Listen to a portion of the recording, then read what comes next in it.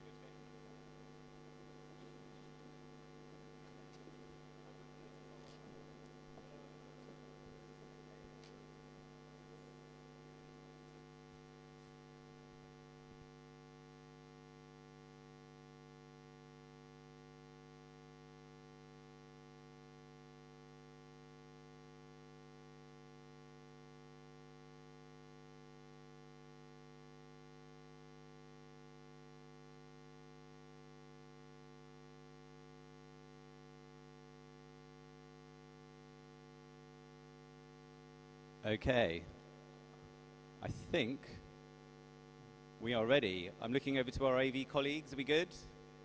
We're good. Okay. Sorry for the delay, guys. Everyone's got their seats comfortable. Quickly, before we kick off, just going to introduce our judges for everyone. We have Manos Kaptarian, the Chief Operating Officer at Saïd Business School, with us here today. Welcome, Manos. We have Juliana Reinecker, Professor at Saïd Business School, also joining us here today. We have Dr. Aisha Ali Ahmed Almari, Deputy CEO of Burjeel Medical City. Welcome. We have Pankaj Paul, Advisor to the Chairman of Burjeel Holdings. Welcome, Pankaj. And we have Dr. Mohammed Fithian, Director of Weight Management Clinic and Chief Academic Officer of Burjeel Medical City. Welcome. And welcome to all our teams as well. My first job of the day is to hand over to our Chief Operating Officer, Manos Kaptarian. So Manos, if you'd like to take the stage, and you have some words to share. 1080. Thanks very much. Outlook 1080. Thank you. Thanks, David. Hopefully this is working. Good afternoon, everyone. It's really wonderful to be here with you today.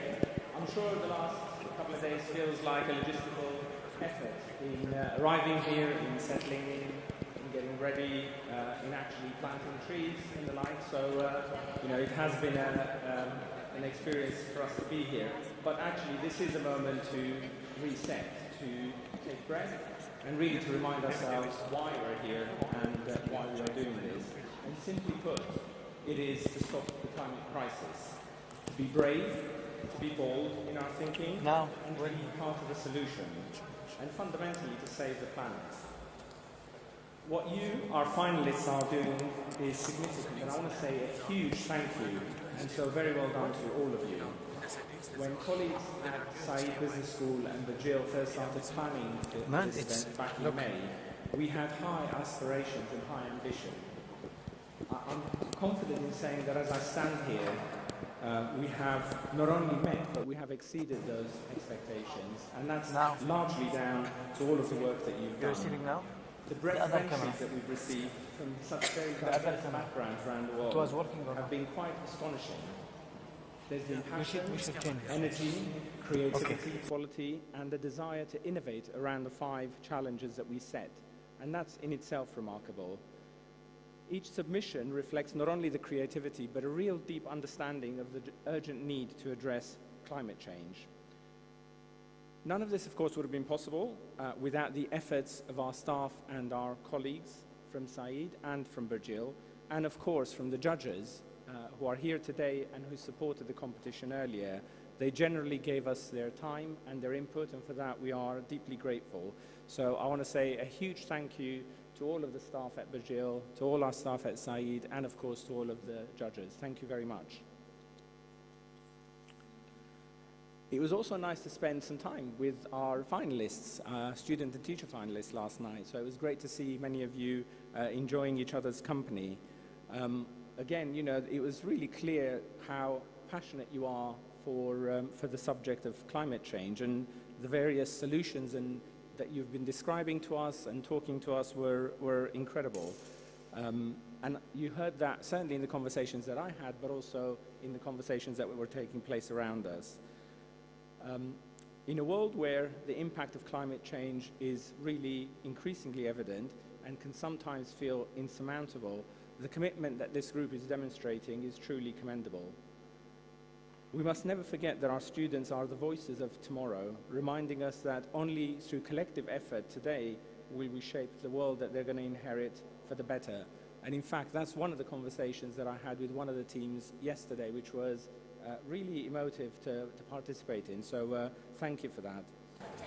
The ideas that were presented by all of you are really not just entries in a competition. I know this feels like a competition, but really what you're doing today are the seeds that will change and grow into impactful solutions in the future.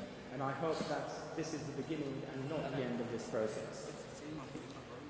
Equally, we've had incredible engagement from our teachers who have willingly shared their lesson plans, each uniquely developed to challenge, engage, stretch, and draw the very best of their students. We all recognise the role that teachers play, pivotal in shaping the minds and fostering environmental awareness in their students. And we recognise that you serve as catalysts for change, inspiring the next generation to be environmentally responsible and take meaningful action to combat climate change. So to each student and teacher who participated, thank you for caring about the world that we live in. Thank you for channeling your energy into constructive initiatives, and thank you for inspiring us all. Our hope is that we continue to support and encourage the young minds here today and all of those that contributed as they embark on their journey to shape a world that prioritises environmental stewardship and embraces the responsibility we all share in combating change. It is true when they say together we can make a difference. I'm personally incredibly proud to be here with you today and to have the opportunity to listen to your presentations, to learn from you and to be inspired by you. Thank you, good luck to all of you, and see you at the other end, as I say. Thank you.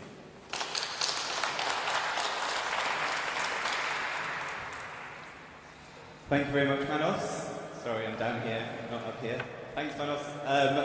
Great words, and without further ado, I'm delighted to introduce our first presentation from Michael Jones, who joins us all the way from Northfleet Technical College in the United Kingdom. Michael, welcome to the stage, it's all yours. Look forward to hearing what you've got to say.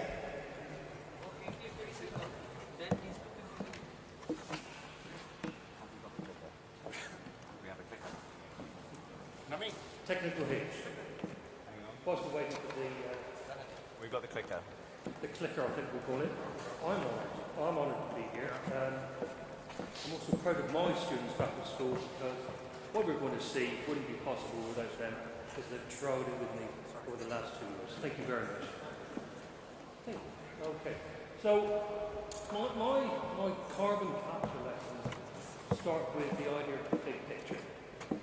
Answering the simple question, what is carbon, and getting the students to research that, and getting them to be able to tell me why they think carbon is important.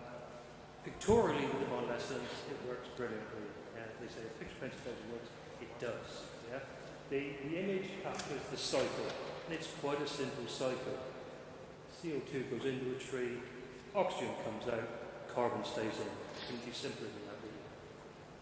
I set my students a scenario, ACT, Avoid Climate Trauma. Yeah? It's a good acronym to work with. It gives a pinch for them. And I give them a scenario that a company wants them to be able to show them how they could calculate carbon in a tree. So again, breaking it down to simples. There's a tree, how much carbon have we got? But going back to the basics, the pedagogy, if you like, is the what. And what I did was a series of 4 lessons using STEM to leverage the understanding. So I come from a computer science background, so the core of it was programming. The core of it was programming how much carbon is in a tree. Can you create a program to do that? But within that, getting my students to think, are scientists, and in our case computer scientists, responsible for our actions? Because that doesn't always come across in education. We teach the subject, and we don't always look at is it morally right to do this? And if you're responsible for something, do you need to help your hand up? I'm proud to say most of my students say, yes, you are responsible. And if I do something, then yeah, I should be putting my hand up for that, good or bad. And it provides a springboard from which students and teachers are able to carry the message of climate change further forward, as we'll see later on. Once my students have got that, they understand it, they understand the import of it, they work with it. I've then passed that on, it's then their job. And the why, the infographic, the journey to climate leadership, and that's what I want to instill in my students. I'm getting on now. I do say to them quite openly, it's not really going to be my problem in 20 years' time, probably, but it will be yours and it'll be your grandchildren's problem. So, you need to be picking up that balance. And climate change education in England, anyway, in junior and high schools, is uneven. It's not a mandatory part of the curriculum, so if you put it in there, you're one of the few people that are doing it. And the more of us that do it, the better it will be. We're at the start of a long journey. I think you said that right at the beginning. Yeah? We are there now, beginning our first steps. And it's an opportunity to create a framework from which we can go forward. We set the basis now for what's going on, then the curriculum will develop. And the how, the nitty-gritty of what's going on in the classroom. Well, the centre was carbon and trees. Yeah. Glad to see this morning that we were planting trees out there. I think you're all proud that I've done that. I've done my bit. And it's providing scenarios. Students work to the context. If you try and teach something in the abstract, rarely does it work as well as you would like it to. Exploring climate and carbon in general to get a bigger picture on that. Then getting to calculate carbon from given data so they understand the mechanics of it. If I have this tree, how much carbon is in it? And how do I work that out? Understanding the ratio between green weight and dry weight and the carbon. It's not immediately obvious that carbon is essentially about a quarter of the weight of the tree. And then examining and applying the formula. And that came about through me and my students looking at, okay, is there somewhere readily available on the internet for us to be able to calculate the carbon in a given tree? And it's not that easy. So we set about creating our own code to do that. Applying trigonometry, I like to get my students out. I'm not a computer science teacher that sits in the classroom all the time. So we got out there, we got our right angle triangles out, and they started to measure the height of trees. And the scales dropped from their eyes. So they're applying mathematics there. And a few of them have said to me, that's why trigonometry is useful. Brilliant. We record the data, so the live data they take back into the classroom. Manually calculate the carbon, so later on when they program it in, they can check, is my manual calculation the same as my output? Test and refine in the code, and consider the place of science and computer science in general in what we do. So that's the how. That's what goes on in the classroom in my 4 lessons. And the 4 lessons follow a format, we can see. They each start with a journey, and the journey contains the key words that they're going to cover, the key concepts that they're going to walk away from that lesson with, if we've done the lesson well. Each lesson links, so they build one by one as they go through. Each lesson builds a set of key skills as they go through, and we continue our journey down and then into the next stage of where we're going to be. The resources that I've produced for this, there's a 20-page PDF document that teachers can take away, and it takes them through step by step minute by minute almost, how to use the resources, but they're not fixed. They're scalable and they're transferable. So if someone wants to spend longer on something, they can take that and expand it out. If their students have already covered particular topics, they can take that out, save time for something else later. And it works through that. So typical in my lesson plans, giving the big picture of the scenarios, breaking it down into time for initial investigation, working on calculations, getting them to do the mental maths on that. And then where next? Well, my students, in my school anyway, we're now building environmental sensors. We're going to measure air quality on the horizontal plane and the vertical plane using mini weather balloons so we can see what's happening in our environment. Creating carbon neutral products, once they get the buzz on that. So we've set up an ethical entrepreneurship group that take the honey from our hives and take wax and so on, and then they produce products from it, and they sell them to raise money so that we can plow it back into our climate change activities. Works brilliantly. Using technology to remotely monitor our hives. We've got beehives in school. I'm a computer science teacher, so I've got to put the technology in there. It means we don't have to go out on a cold day to see how our bees are doing. It means that the data gets pumped to us through the Internet of Things. We share that with our local primary schools, so it's not just us within our enclave, if you like, it's within a much wider remit. And where next? Well, plant 600 trees. We planted a few trees this morning. Get a team on your side to help you plant those 600 trees. Really works well. So over the last 2 years, because they've got the carbon bug, so to speak, we've now planted 2,000 trees. That's a legacy going forward for them. Share the produce. So a lot of the trees that we now have in our nature reserve, some of the older orchards are apple trees, and so they share the produce. Came from them, not me. So part of their understanding of the good in science is if we harvest these apples, give half of them away to the local food banks. Share the message, always. Work in partnership, so develop. Any teacher I would advise going into climate change education is get as many people around you as possible. Get that network going. Yeah, we got the 2,000 trees for nothing. It's brilliant. Yeah, they were donated to us. Saves a lot of money.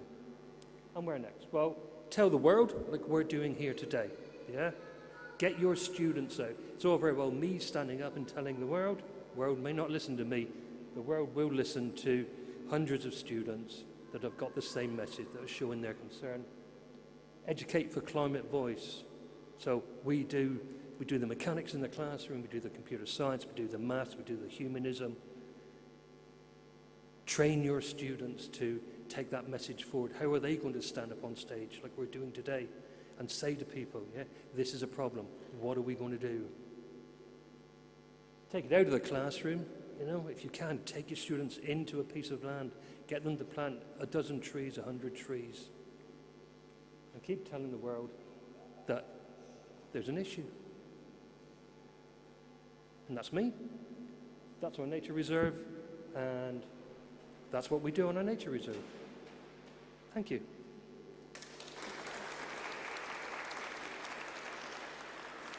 Thank you so much, Michael. That was absolutely fantastic. Thank you. And for being the first two. I know that you have a It's daunting. I know you have a pressing engagement to get to here in Abu Dhabi, or is it Dubai? Dubai. You've got to get to Dubai. Do you have time for Yes, to take a couple of quick cues? Let's do.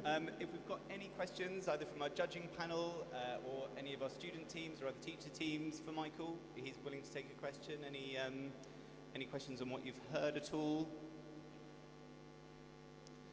You might be able to get away with it, Michael. Oh, Pankaj.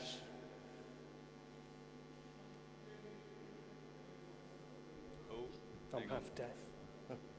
I'm coming.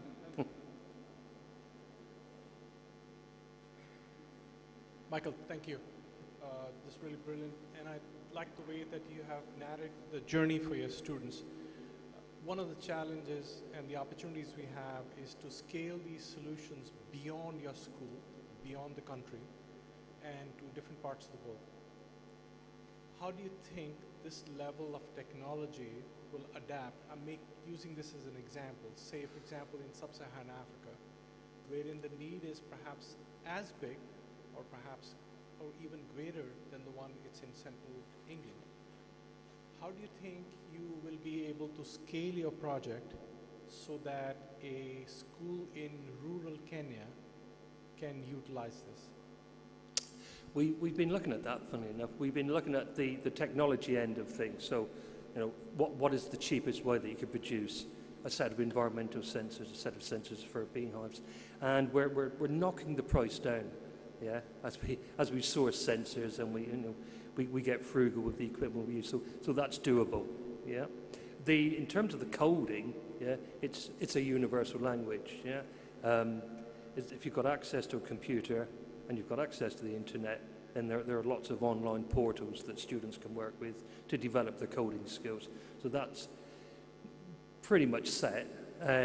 Outside of that, there's the support structure that you need. You know, if someone doesn't know how to code, how are you going to teach them to code? There are lots of tutorials that we produce and that are freely available on the internet. So there's that support structure there. The big issue with it is signposting people to the resources. Yeah, it's getting that message out again. Yeah, we can have lots of good ideas, but if we don't know where to look, then they just become good ideas. They don't turn practical. So it is a problem, scalability, but we do work on the idea that, okay, if we're going to do something, could another school or a community group pick it up and do it with us?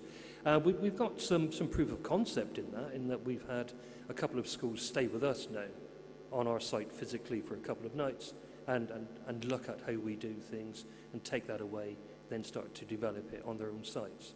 So it is movable, thankfully.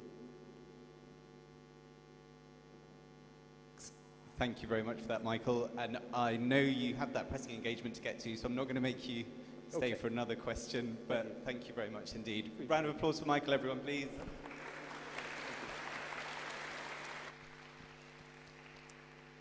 And next up, I've slightly, unfortunately, left my paperwork right over here, so bear with me 2 seconds, everybody. Next up, we've got Dr. Prithvi Francis, who joins us from Cambridge High School, not too far away, in the UAE. Dr. Francis, come on up, please. Take the stage.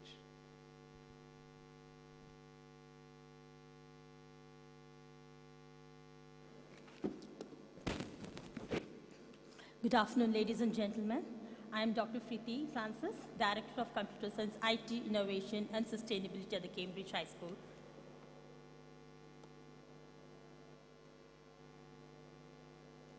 Now, global study researchers have found out that nearly 80% of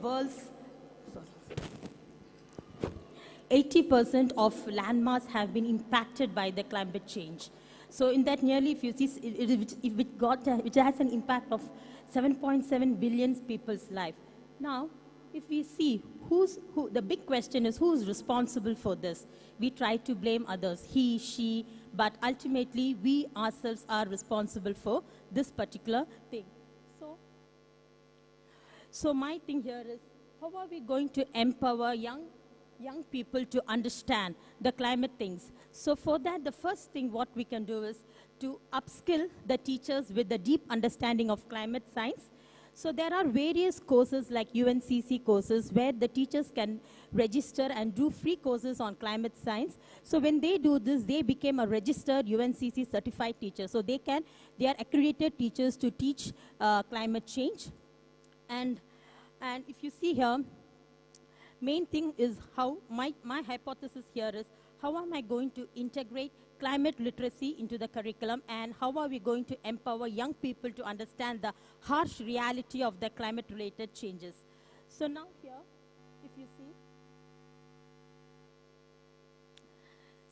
if you see, every educator knows deep within the answers that all the problem surrounds must begin with an education. So answer for all the problem is also starts with an education, so is the climate change. So as an educator, we must strive to include curriculum science, or we must try to include in our curriculum the climate change. So how am I going to implement it? So initially when I started to implement this climate change into my curriculum, I had some challenges, but I was able to overcome those challenges by implementing various methodologies. So some methodologies I will share with you all. So I think I've put a QR code there. If you want, you can scan for getting registered for the UNCC course. Now, so initially I started to have a good lesson. We must have these three basic things. That is, we must have a good educational standard, we must have a good curriculum mapping, and we must have a structured lesson plan. So what is this educational standards? So now if you see, I have kept the educational standards for all these subjects like English, math, science, social, all these subjects are being got an educational standard with, for example, if I take English standard is being mapped with the core English Common Core Status Standard. And if you see, this particular standard is in aligned with the climate literacy. Like for example, it has been got the climate, if you read the reading and writing, if you see, the climate literacy is being implemented in that. Now same has, like for example, these are the core subjects, English, math, science. At the same time, if you see the non-core subjects like art, music, physical education, like for example, if you take the physical education, if you see physical education, it has been aligned with the International Society for Technology. And if you see the how is climate literacy aligned with it, is the outdoor activities and health and environmental impact. So these are the things how we are trying to incorporate climate literacy into our daily lessons.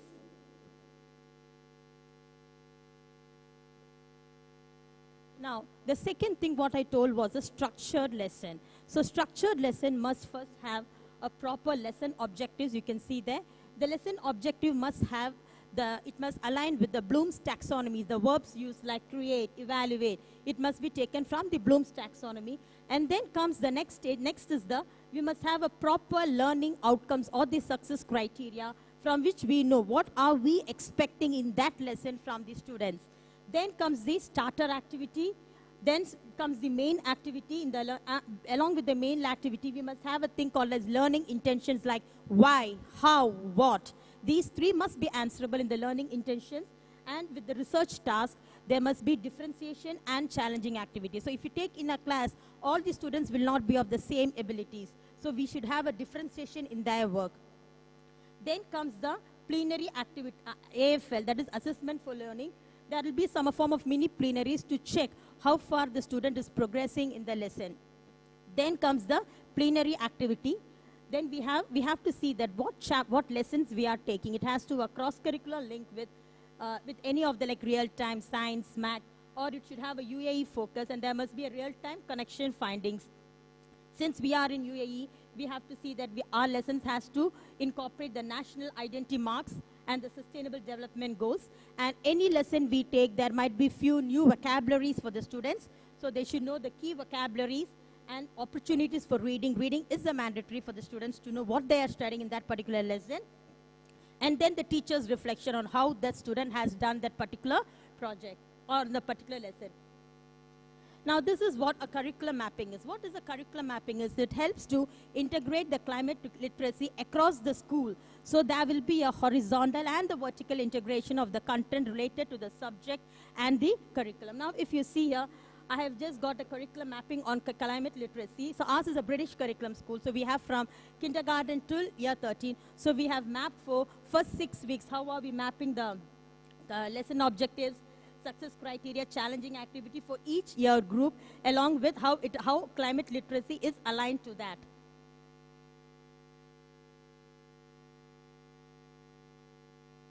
Please bear with me because I'm using my mouse from here because I have given some hyperlinks. Now, if you see here, this is the curriculum mapping on climate literacy for the main subjects like English, math, science. These are the 3 main subjects what we take. In that, how the curriculum mapping is done with the lesson objectives, success criteria, and challenging activity. So in a class, if we go to see a lesson is successful, the students must be always engaged. They must be engaged in doing their work in the lesson.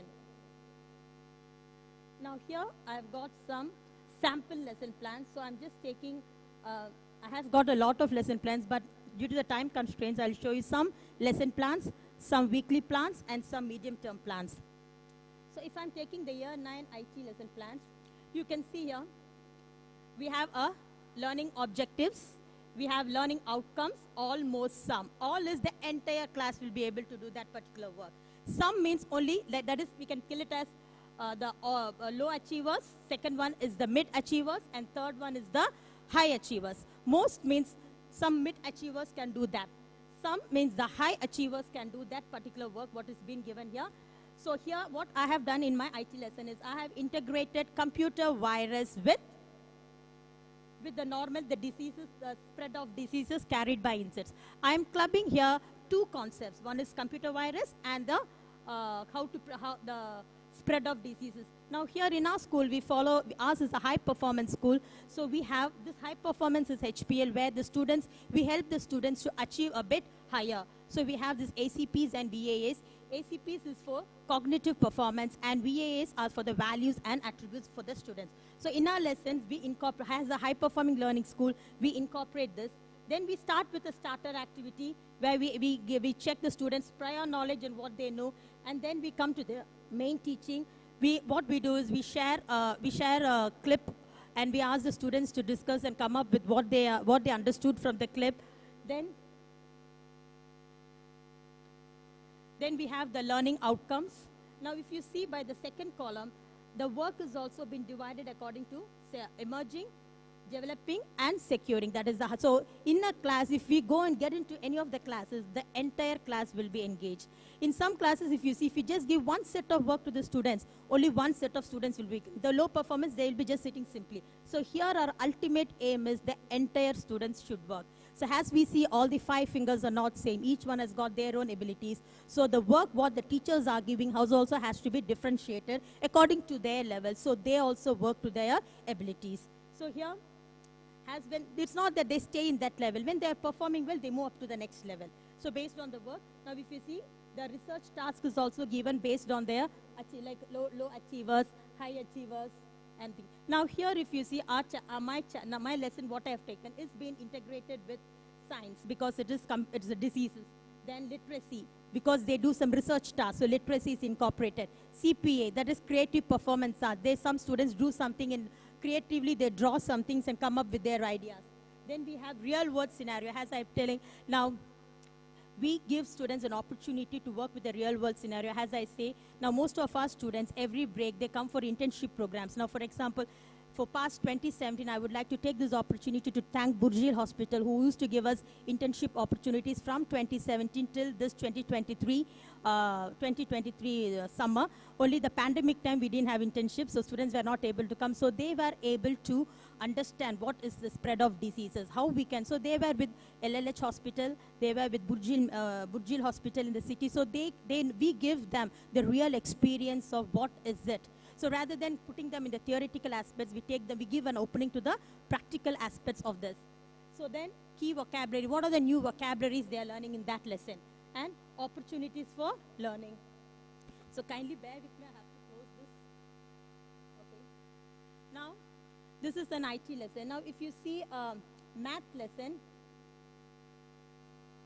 it is also got like the criteria have been given, the starter activity. But here the starter activity, the math teacher has implemented a thinking route method, which is like we have to see, think, solve, and reflect. So initially a picture will be posted on that. So the students have to think and see and think what is it all about. And then based on that, if you see here, based on that activities will be given. Now here there is one more piece left. Yeah. So this is the picture what the teacher has given where they see and think and see. Now here the student, and also a video will be played so that the students get to know what are we going to learn today. Like instead of saying, today we are going to take this lesson, instead of that, we get the input from the students. Okay, come on, what are we going to learn today? So the students will have that interest to see what are we doing as a teachers. So we put a video. Okay, but in that video, we'll ask to the students to do a group discussion and ask them to find out, okay, come on, from this video, what did you understand? What are the new things you see in that video? So can anyone come up with today what will be our lesson? So it might be right or wrong, but sometimes it will be right. Sometimes we may not get that answer also. So we keep asking questions. We ponder them with questions to get what are we going to take today. So from that, we get our lesson objectives, and then we can start with the lessons. And now here, we have given activities which is related to climate change, climate action, the impact of Amazon fire. Now here, like a mathematical specification questions are given, like a tree burnt by the Amazon fire is snapped on at 12 feet high. Then you can see it is falling in a right angle type. So now here, if you see, math and science has been incorporated here, along with climate change. So like this, we give activities. So this is one activity we give to the students. And see, what is the right angle, we are finding it out. The next activity is life below water. Now they are saying that an excellent way of locating whales and ships is an active sonar, listening to the echo they're given. The calculation enables us to do the work, the difference between the whale and the ship. So here mathematics is involved. One of the SDG goal 14 is being incorporated, life under water. Then we have, see, how the distance between the ship and the whale. And the next thing is, oops, it went. I'm sorry.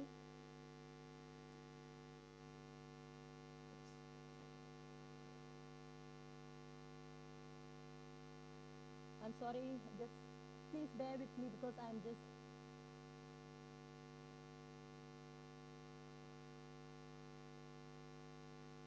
Now here, clean water and sanitation also here.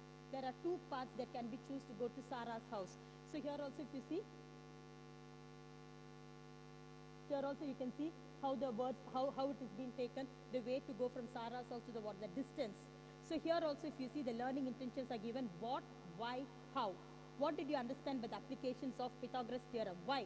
Recognize the mathematical concepts in how. Explore the real world examples with the case studies. So the students will be given case studies based on the activities, what they do. And here worksheets will be given. We use the various technological platforms like Nearpod, ClassCake, Padlets. All these we will use, so we keep the class a bit engaged. Then we can see, same way, the cross-curricular links. It has been linked with which all subjects, the national identity mark, the key vocabulary, and the opportunities for them to learn. Then if you see, we can just take one geography lesson for the smaller class. This, if you see, this plan is slightly different from the plans what I showed. So this was before we had the plans like this. Later we designed a plan what I showed in the first. So this was a very old plan where we put the learning objectives, we put what are we learning today. The big question, what happened if there were no forests left on the earth. So the students will ponder with that. Then the steps to success, what are the effects about the causes of fire. And the materials required, what are the materials required. And a starter will be put like this, provision of the picture will be put or a video. From this, the students need to think, pair and share in the class. What did they understand from this video or the clip? So we put all these things here. And the students will work with here in math, we use the thinking routine. Here we are using the Harvard thinking route. I see, I think, and wonder. So this is what we use in this particular social studies lesson. So here, the probing questions will be asked, what might be the reason, why the forest is important to us, I wonder if the fire will affect us in any way. So these are some provoking questions which has been put when after the students seeing the clip or the video. Then we have here the main activity, the video link will be played. After watching the video, students use again here also the thinking routine they use here. And students have been informed. They are given research tasks based for the high achievers, medium achievers, and low achievers. We give the cross-curricular links. We have the learning for the plenary activity. We give an extension activity. Now, now we saw a lesson plan. Now I can show you a weekly plan. Weekly plan is in a week what it is being done. Suppose in a week if a teacher has got 2 lessons in a week. So this is for appreciating the production of initiatives taken for the natural environment, the species in UAE globally. So here the day 1 and day 2, the lesson objectives are given. The cross-curricular link is given. The week beginning and the end day, the topics are given. What are the topics which we are doing? Day 1 activity is being given. Dr. Frithi, this is fantastic. I'm just going to have to hurry you on the clock a little bit. We've got a few to get through. Thank you. Extension challenging activities given. There is an evaluation. Evaluation is done on the rubrics, how the students can work. And then the students' learning outcomes, the students create using the Minecraft. And here they create using the blenders. What are they learning? They work on it. The teacher's reflection. The teacher reflection happens when the lesson is over. The teacher will come to know how the students have done. And the acknowledgement, and this is the activity rubrics. Now I'll just show you quickly the middle plan. medium-term plan. Medium-term plan is like for 6 weeks we do it together. So here also on climate change, this is the PSHE lessons. The concepts are given. If you see here, here also each week what are the activities they do. It is being incorporated with the success criteria and the challenging activity. Now, I would like to just share a 1-minute video.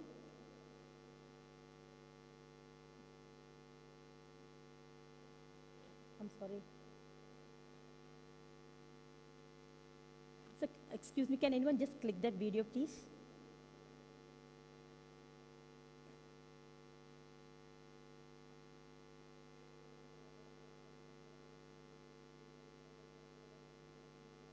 There's a short video which I'm sorry for keeping you waiting. Yeah. Sound please.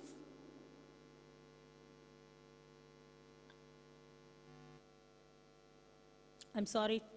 Please, sorry for keeping you waiting. Because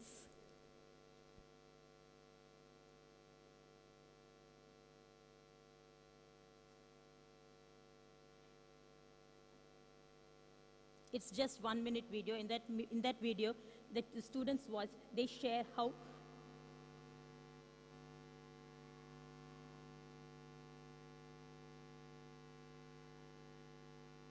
So as you saw, these are some of the experience where the students. No, it went to the last slide, please. No, sir, you have to go to the 6th slide. So you're going to the last slide. Yes, this slide. Please, can you?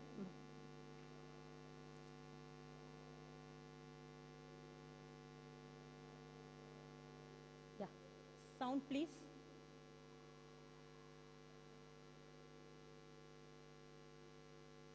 Here the students are sharing how they are using it in each lessons, like in the PSHE lessons, in the English lessons, in the math lesson, in the IT lessons. So this is the garden which we are growing in our school. The students have put up their seeds and everything. And this is the students sharing in their English lessons, what they are learning in excuse me, sir, sound? In the English lesson, what they are doing, how have they incorporated climate literacy in the English lessons?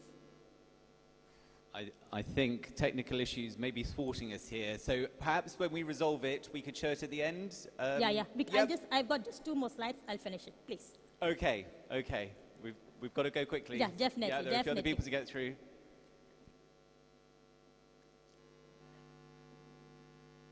Okay, now here if you see, let's try one more time. I hope. Otherwise, I have it on my folder. I can take that video and play separately. Okay, I'll do that. So now here if you see,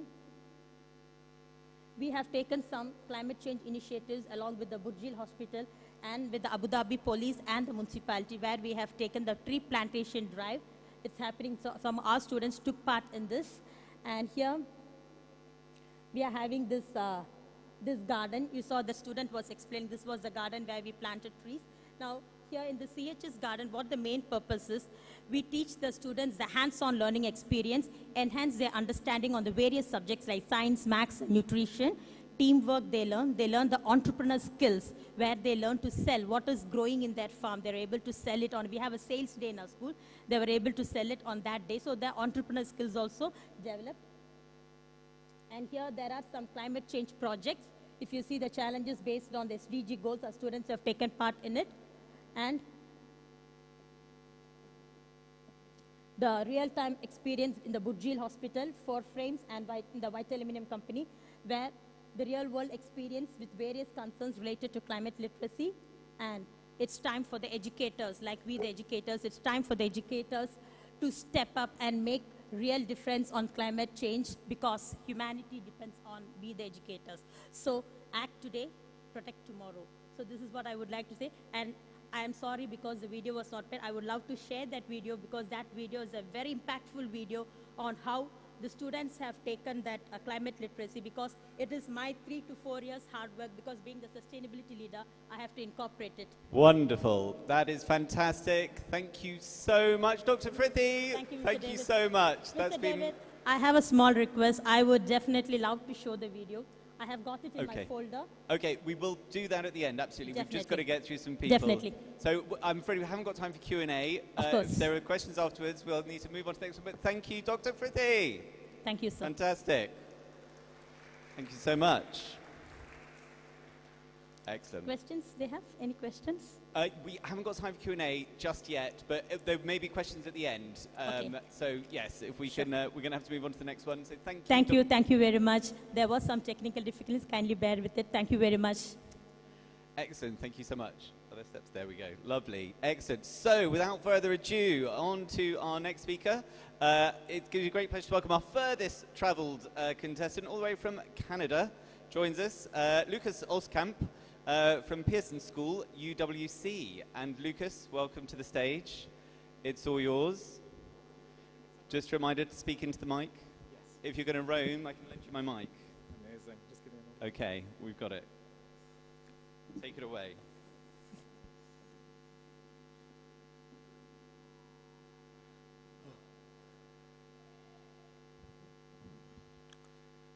Hello, bonjour, assalamu alaikum. Thank you so much for having me here as a finalist to present for the Burjeel Holdings Oxford Saïd Climate Change Challenge.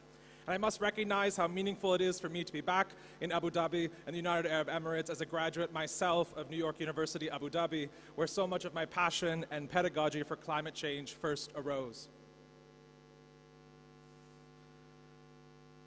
I want to begin first by introducing myself. My name is Lucas Olskamp, and I'm a hybrid, multi-inter, cross-disciplinary educator devoted to the intersections of art, ecology, and personal development as it relates to climate action, hailing from Abequit or Prince Edward Island, Canada. I want to take a moment firstly to acknowledge the deep-hearted gratitude of the indigenous peoples of Turtle Island, whose knowledge and guardianship of the land, ecologies, and human to non-human relationships since time immemorial have guided and ignited my allied teachings. The Shiana Beecher Bay First Nation, the Lekwungen and Songhees and Esquimalt Nation, the Inuit peoples, and the Mi'kmaq First Nations of Abequit. I want you to take a look at this photo behind me, and I dare you to imagine a more beautiful place to tackle climate action and climate change education than the meeting point of the Pacific Ocean and the temperate rainforest of British Columbia. Here, our campus, Pearson United World College, which brings together over 210 students from over 80 countries for 2 years to pursue peace and a sustainable future. Here at Pearson College, we have developed our own uniquely tailored climate change curriculum, the Climate Action Leadership Diploma, a school-based evolution of the International Baccalaureate's career-related program tailored specifically for our campus and our own ecologies that we are relating to. Here at this course, as part of the Climate Action Leadership Diploma, or the CALD program, I have developed my own course called the NEST. It stands for the entanglement of narrative, ecology, selfhood, and thinking in pursuit of the development of personal and professional skills for a career in climate action. And I know that's a mouthful to say, and so I adapted this name into a symbolic acronym which represents the intended incubation space I hope to offer students to learn how to grow and foster in the wild and wondrous future ahead of them. My curriculum is dedicated to critical, creative, conceptual, speculative, and meaningful explorations in the complex entanglements of studying, working, and living in the realm of evolving climate action. Here, there are important cross-pollinations which define myself and my hybridity as an educator, where I bring together such topics as indigenous knowledge systems, storytelling, ecology, ethology, kinship, philosophy, speculative fiction, particular thinking, digital humanities, and so much more. The first lesson that I'll be sharing with you today is at the core of my pedagogy, and it's about asking students why we should care. This first lesson is called Gathering Humanity, or Reshaping Climate Narratives. At the core of this lesson, the objective is to engage students in the incredible work of the speculative fiction author Ursula K. Le Guin's seminal text, The Carrier Bag Theory of Fiction, and NASA's Voyager Golden Record Experiment, both of which are centered on reconceptualizing the narrative of human knowledge preservation in order to explore climate change, ecology, resourcefulness, and human identity. In this project, we acknowledge the history and reality of those who've had to gather their most significant belongings when evacuating and migrating from their homelands due to extreme weather. We imagine a world facing both human and non-human extinction due to climatic forces or extreme weather, as we talk about today. And I task students with selecting and or creating 5 objects which they would encapsulate why we should care about saving the world. Not an easy task. They craft their own carrier bag, a symbolizing of what they perceive as the containment and gifting of knowledge, care, and preservation. And then they present these objects, their uniquely crafted carrier bag, and a handcrafted letter as a plea for salvation of the planet, humanity, and the non-human world. This assignment encourages students to think deeply about what defines our shared humanity, about our interconnectedness with the world, and also about how we connect to the non-human world, not just the humans around us. It's an opportunity to explore the power of storytelling, object symbolism, cultural curation, and approach this task with imagination, empathy, and the belief that through creativity and narrative, we can make a heartfelt plea to save the world. The second lesson I'm presenting here today is called Monstrous Climate, or Indigenous Storytelling and Scare Tactics. The objective of this project is to explore the knowledge sharing in the Indigenous storytelling traditions, particularly the Inuit conceptualizations of monstrosity as forewarnings of the dangers of extreme weather, with a goal to foster ecological reciprocity and an understanding that we encourage imaginative, respectful, and honoring relationships with the innate power of the climate world.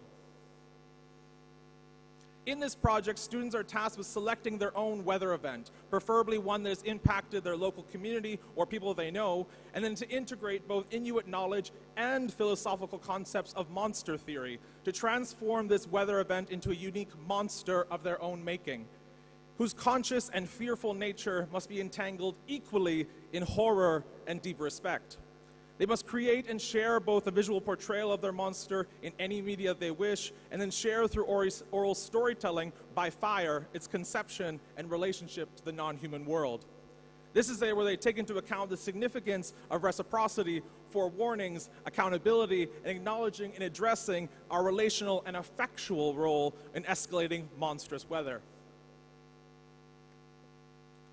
By integrating the knowledge of Indigenous storytelling, mythological morality analysis, and deep discussions of cultural monster theory, the lesson plan aims to foster relational empathy and reciprocity with monstrous forces of weather, a deep respect for the tradition of Indigenous orality, and the sharpening of an imaginative orality in the responses to how we can conceive of different ways of looking at environmental challenges and our relationship to them. At its core, it's about deepening meaningful storytelling skills, a vital asset in the advocacy, empathy, and communication of climate action.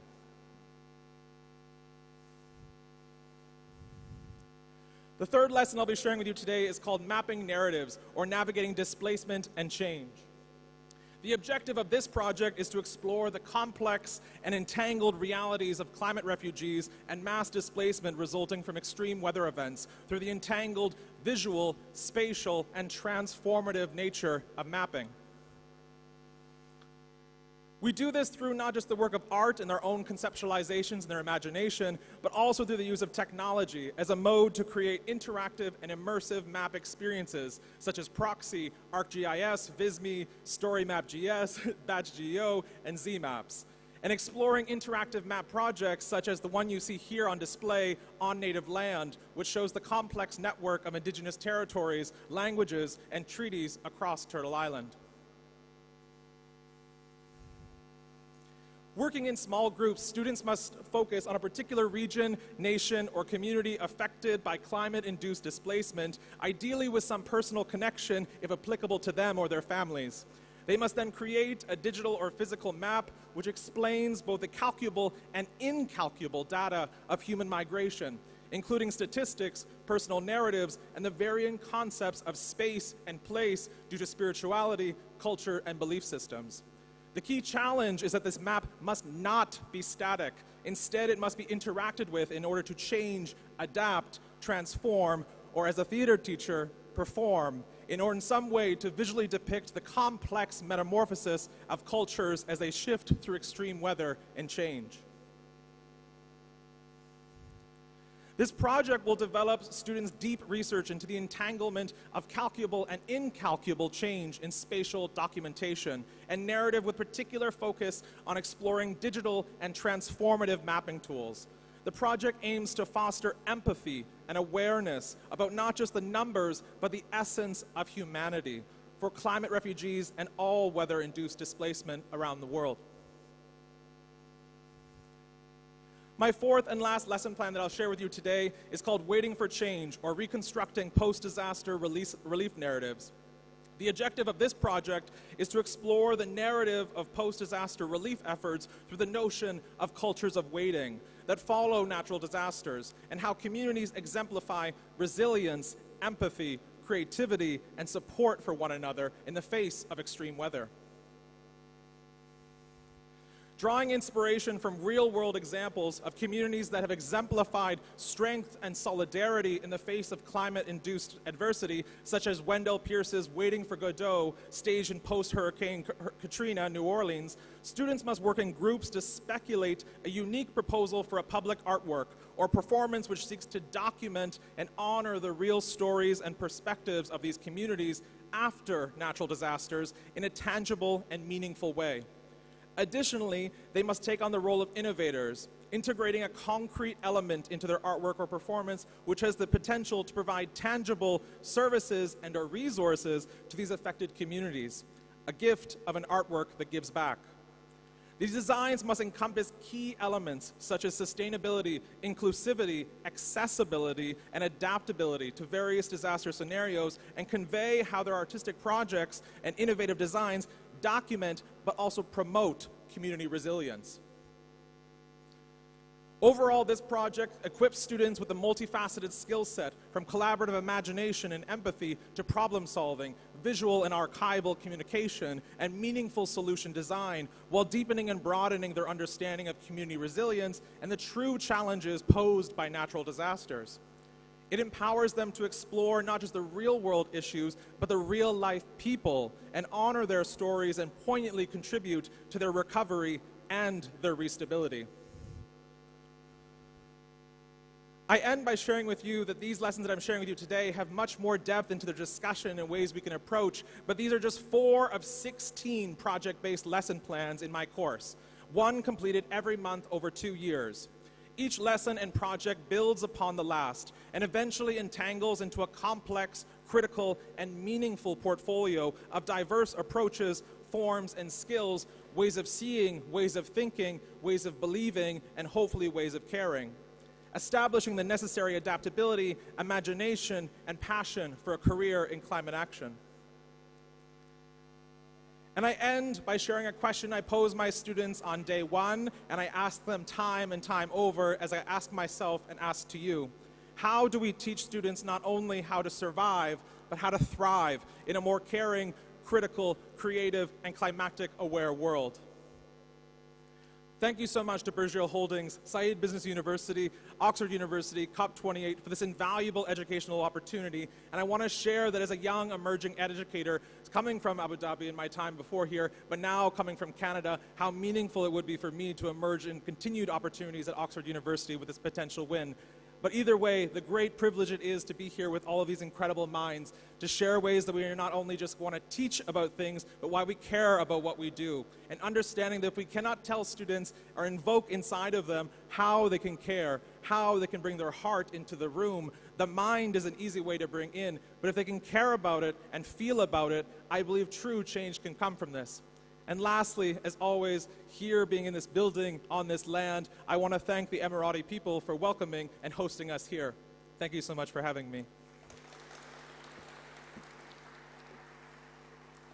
Lucas, thank you so much. Passionate and fascinating. I loved it. Thank you. We would go for a Q&A, but we are short on time. So we're going to move the Q&A to the end, and they'll be informal. Thank you so much. Another round of applause, please. Thank you. It next gives me absolute pleasure to introduce Lakshmi Devi Upadhyay. I hope I got pronunciation correct. You can rate me when you come up, marks out of 10. let me know if it was okay. Who joins us all the way from India, from Udashal High School. Tell me, how was my pronunciation? You can be firm. Yeah, very good afternoon to all present here. I am, can I start? Yeah, I'm representing India. I'm Miss Lakshmi Devi Upadhyay from Udayachal High School, which is in Mumbai, Maharashtra, India. So here, the Board of Affiliation is the state board. The lesson is about Standard 9, Environmental Balance. I have picked up 2 small units. One is air pollution, second is waste management. So here's the PDF of the units. Okay. So throughout the lesson plan, you might hear some words like Pirojsha Nagar. Pirojsha Nagar is the Godrej Industrial Township Garden. Okay, it has 3 colonies, hillside, creekside, station side. It has its own waste management facility. It has its sewage treatment plant. The industries have their own effluent treatment plant.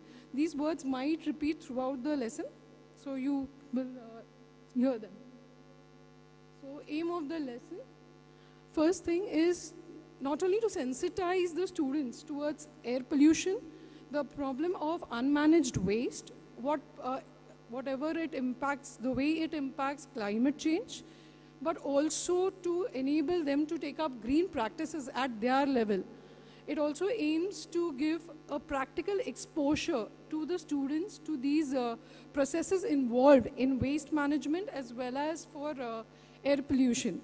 So, and the third aim is that the students, they themselves impact their community by interacting with them, by collaborating with the students of the other school, thus spreading the message across and practicing it themselves. The hyperlink, please. So the resource material that I would be using here is a PPT that is made. So I'll just flip through quickly. Okay, this is a particular video made by National Geography which explains air pollution to a very great extent. The teacher will play a role of explaining, conducting brainstorming sessions, and then ahead. This will be used in the beginning of the lesson. When we'll do the solid waste management part, it will be used again.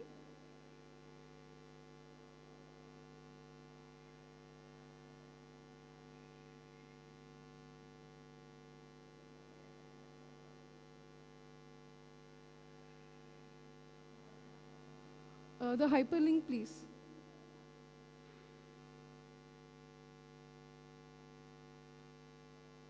Okay. So as I said, we'll be using that particular PPT to first introduce the topic, teach it, and then there are activities that follow.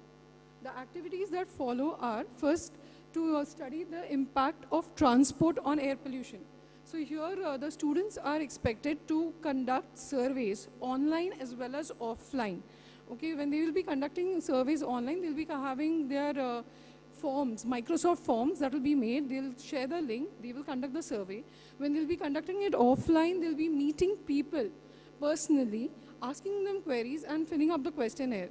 After that, the students will be asked to mathematically and statistically analyze the data, come up with the analysis, check out for the problems, and then brainstorm for the green solutions of it. The same can be, one second, sir. Yeah, so these are the forms, the pre-communication form, which will be followed by 1 week of orientation, where they can have something called as Prabhat Feri, a procession that is done early in the morning. It can be done in the school in a given stipulated period of time, where they will actually make the other students understand the impact. Okay, they will discuss the green policies, the green practices that they can take up. They can convey the same to their community by street plays conducted in the colonies. Street plays becomes an informal way of sharing, but the common people who are not that technically sound or not that very educated will also be pulled in, and they'll understand how to go about it. So that's the post-communication form.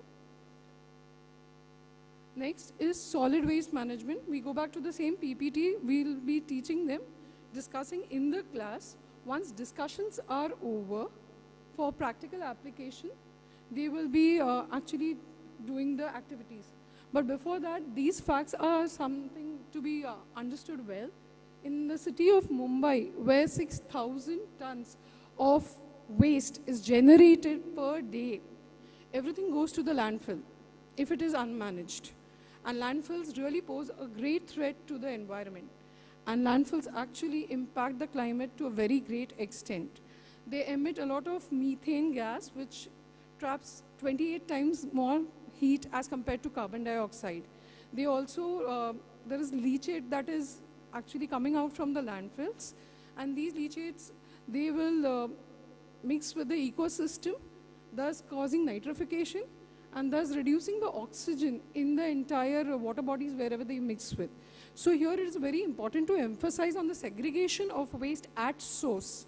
For that, there are some activities the children will take up. I'm sorry, what did I... So I was talking about the impact of unmanaged waste. Okay, so the first activity is visit to the zero waste. Okay, so, visit to the zero waste to landfill. This is the name of the particular waste management unit of Pirojsha Nagar. Once the students visit there, the aim is to make the children practically see the segregation of waste manually being done by the workers in proper health conditions and safety rules being followed. Okay, once they do that, they'll also see the wet waste shredder that actually shreds the wet waste. They'll see the 14 different types of dry waste into which the dry waste is categorized. So they'll practically view that, get impacted, get sensitized, and then spread it further. So this is the image of the zero waste to landfill. So here we have the statistics of the same project. This is the company initiative, but my project says that we'll take them practically there. So here are some of the evidences. So in this way, they'll learn the journey of waste from their homes, collected, segregated, and picked up by 66 different locations, taken to the waste management site, and then segregated as dry waste, wet waste, reject waste, and different kinds of dry waste. Okay. Students will also visit the sewage treatment plant of the colony, where they'll see the recycling of water. They'll see the entire process, see the entire structure, analyze it, and study it. So these are some evidences of the same. There's an interesting fact that to recycle water, it costs less than 2 paise per liter. That's really very economical, actually even in Indian currency, and if you check it across the countries also. Sessions will be conducted by parents to teach the students composting of kitchen and garden waste at their own levels. So this ensures the participation of the parent body also. So thus impacting the entire parent body. Then the outcomes are like students will do it themselves. They'll maintain a journal in which they've done the activity. Their observations will be recorded, thus actually making them scientifically think about it. They will share the same orientation with their neighbors. Okay, and that way they can spread it to the entire community. Okay. The students will conduct the awareness drive among the residents of their locality. So here again, they'll conduct surveys as in the previous case, either online or offline, where they'll meet them personally.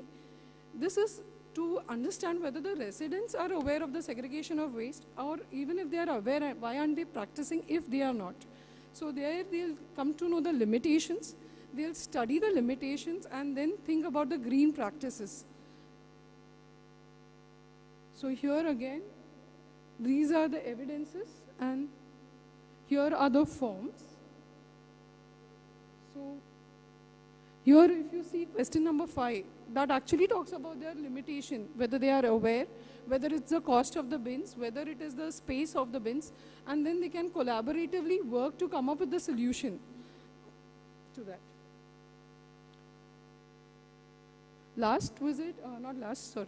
The visit to the Godrej effluent treatment plant.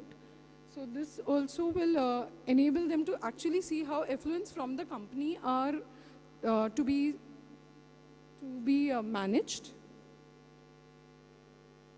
A visit to the Mumbai waste management. This has to be done with permission. So this will be done so that they really view how landfills are made. And actually, when I speak about landfill, what exactly am I speaking of? The area that is being used and how much waste goes into it. Okay. So there are certain additional activities. Like the same things can be taught to the other schools in the vicinity. So whatever we are learning, we can spread it to them. Of course, with the permission of the Godrej Environment Engineering Services team, the students can be allowed to visit the colonies, waste management site, effluent treatment plants, and sewage treatment plants, thus giving them also a practical exposure. The orientations can be done by students, from students to the other students. So thus enabling a lot of peer interaction, and once the peer interaction is done, the impact is more. Yeah. So in that case, the students can also conduct the session of composting for the other students, thus enabling them to have that leadership quality. And yes, once they analyze the data, they can have a solution of orientation of staff of the housekeeping staff, which involves the informal rag pickers to the drivers who actually collect the waste and take it to the waste management site, to the people who sit and segregate the waste there. So this is there. This can be conducted. In fact, this is a similar one which was conducted earlier by the students, as you can see in the middle photograph. Yeah, this was one initiative developed by me as a solution to enable the residents to segregate waste at their own level. The highlights are here on the screen, but the major highlight is, the major highlight is that it is made out of waste, that is 2 CPUs of the computer which were in the e-waste. So we have clubbed them together, and I have used acrylic from broken soft boards. Acrylic will not react with the waste, and even the CPUs are corrosion resistant. So that makes it durable. It enables the segregation of waste because it has 4 sections, okay? And there are sliders. Sliders will enable the housekeeping staff to unload the waste easily without mixing them. And the top lid enables the user to pitch in the waste without mixing them. We can further enhance it by having pictorial symbols for wet waste, dry waste, biomedical waste, and electrical waste. So that a person, even if the person is not literate or doesn't know English or a particular language, can use the unit. So with this is the description as I had shown you. Thank you so much. And last, to conclude, this is the only Earth that we have, though there are researches in progress to inhabit the planets in the space. But I believe this is the only Earth we have. And even if we are able to inhabit any celestial body outside, it is our moral duty to keep the Earth safe because we have been inhabiting it. Thank you.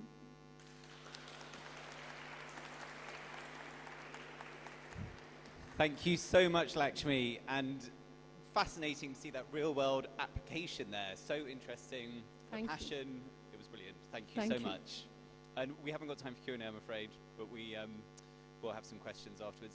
So thank you very much. I've done that thing again where I've walked away from my piece of paper and I haven't got the name in front of me. So bear with me one moment. Yeah, you can come with me. I'm delighted to introduce Rudaina Kassam, who joins us from Russia Public High School in Lebanon. Please come on stage. Got here by the skin of her teeth this morning, I believe. So it's absolutely fantastic to have you with us. And take the stage, it's all yours.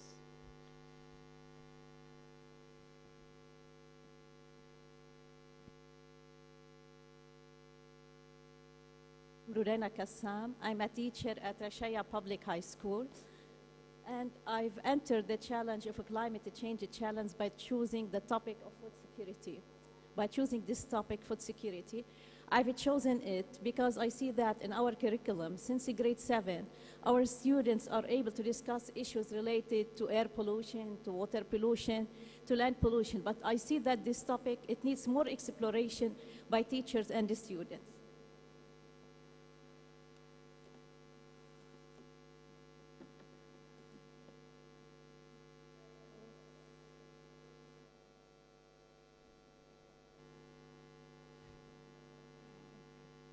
Bear with just slight technical issues on that slide. Our AV team are fixing it now.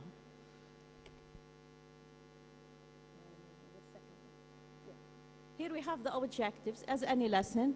First of all, at the end of this session, they would be able to define food security, to look for its causes, effects, and to look for solutions, how each one can make a difference. It's not just the government responsibility to solve this problem. Each one is responsible about this issue.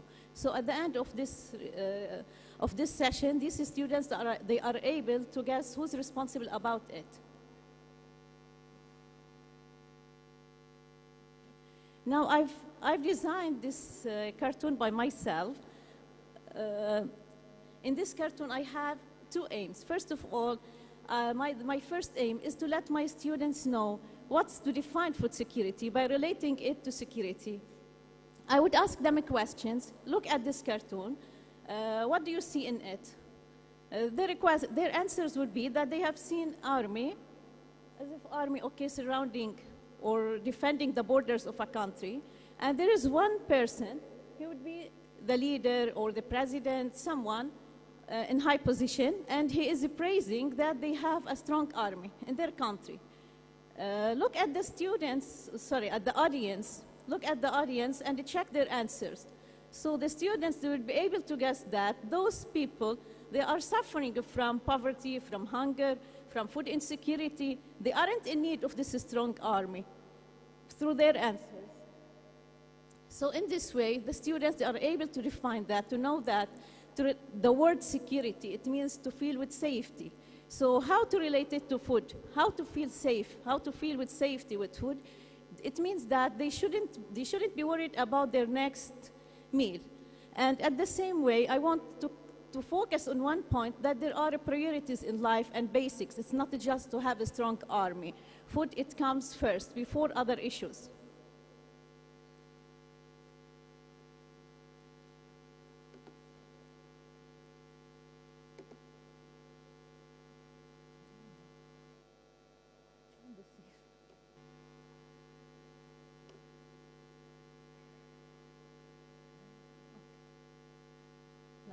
After refining food security by students, now let's see if they know something about the SDGs. I think that it's an important step to introduce my students to the SDGs. There is no need to wait for any other organization to come to school and try to work or to make any activity with those students to introduce them to these goals. They should know that countries around the world, they are working on achieving what?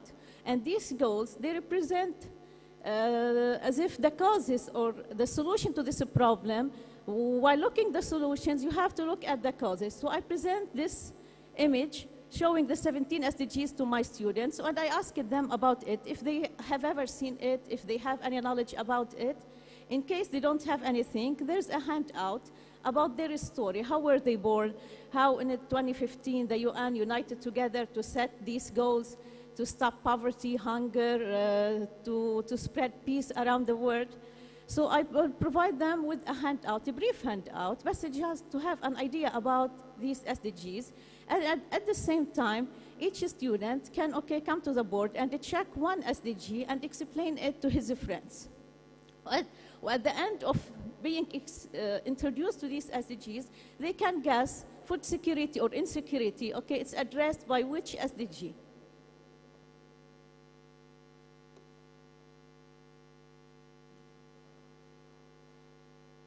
Now, what are the causes of food insecurity? Or what to prevent us from having food security?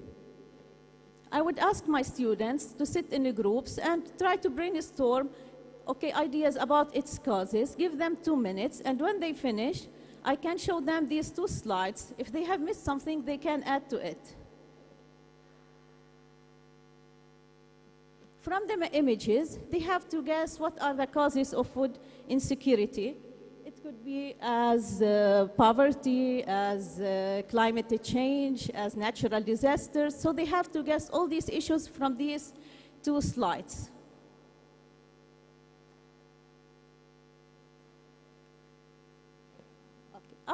After guessing all the causes of food insecurity, now what should we do to stop this problem? We have to look for solutions. What are these solutions?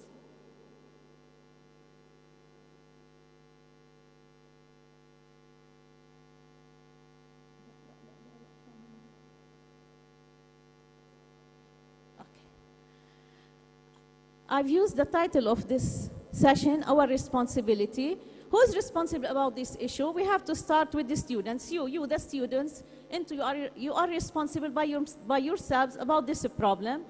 Then we have the farmers, because they are producing or planting these crops, and they are raising bees and cattle. Then we have the shoppers, because they have an important role, and advocates, activists working in NGOs, and finally, the most responsible part, who are the government officials. Now, okay, I would give my students candies, colored candies, and I would ask them to choose, each one to choose one candy, and then those who have the same color, they can sit in groups, in the same group, okay, and ask them, try, okay, to see how you as a student, you're responsible about this topic. What should you do, okay, to prevent food insecurity? Also, I prepared for them slides. In these slides and pictures, they would be able to guess. They help them to guess more solutions or activities done by each one. The first one for students.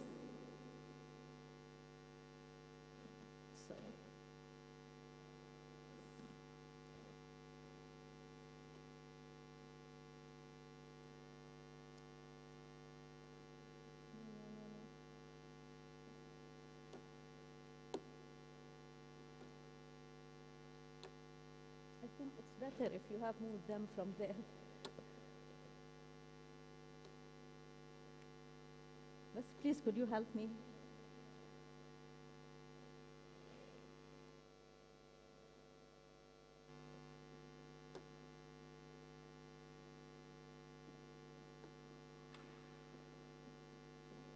Okay, see that's one slide, I moved it.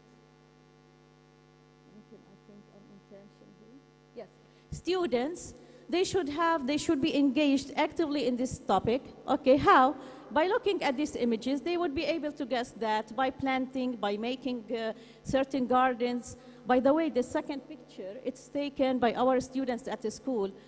With the support of NAFDA movement, 2 years ago, we were able to rehabilitate a garden close to our school, and we planted plants in it, and we placed 10 beehives in it. And those are our students in the second pictures. So there will be also a kind of inspiration for their friends. I think the topic by raising bees is very important, as you see, even in the first one, by pollinating, because they are the most natural pollinators, so they would help to ensure food security also around the world. Through these pictures, you see that the students, they are able to guess certain solutions.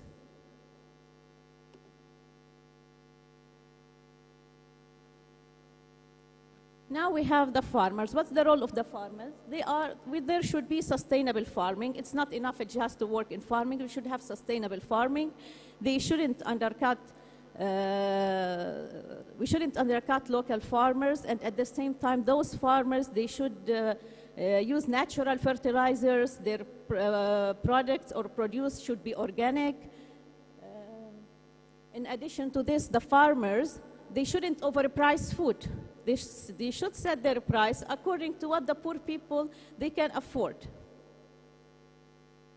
And in the first picture, we see that they are able to make leather, okay, from plants. So also this is a way to ensure to stop killing animals around the world, okay, and to ensure food security.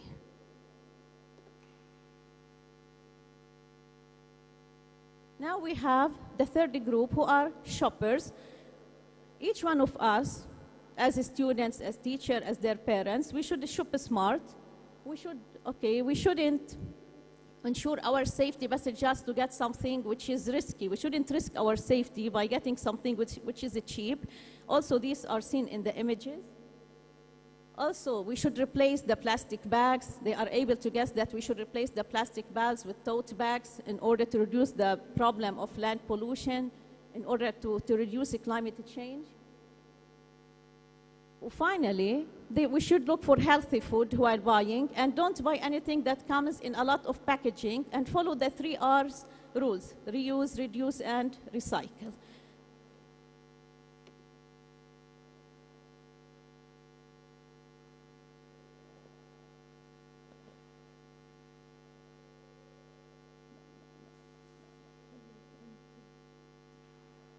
Okay, now NGOs. What's the role of NGOs? All of us know that the NGOs, they form the link between the government and those target people. Here, the role of the NGOs is to share people's pain.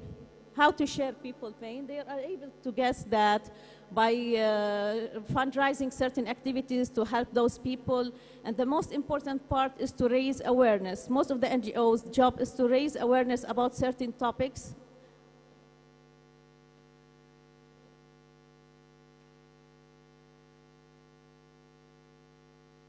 Finally, we have the government officials, and I've used the title turnkey solutions because I do believe that they can solve this problem, as they are able to pass certain fines and taxes on people and oblige them to pay it. Also, they can pass laws to punish those people who are polluting the environment, who are preventing other people from feeling with food security.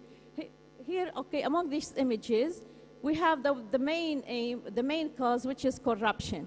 It's to avoid corruption, to be honestly committed to their country, to work on passing laws, enforcing laws, and following these roads to ensure to be able to help the environment and help those people at the end.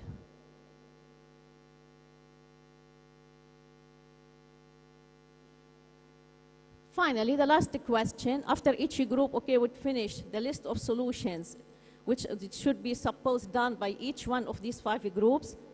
Can an individual really have an impact? The answer is in this slide. Yes, each single one, he has the ability to change this problem and find a solution for this problem. Finally, as a kind of an assessment activities, I've chosen this game for my students. As any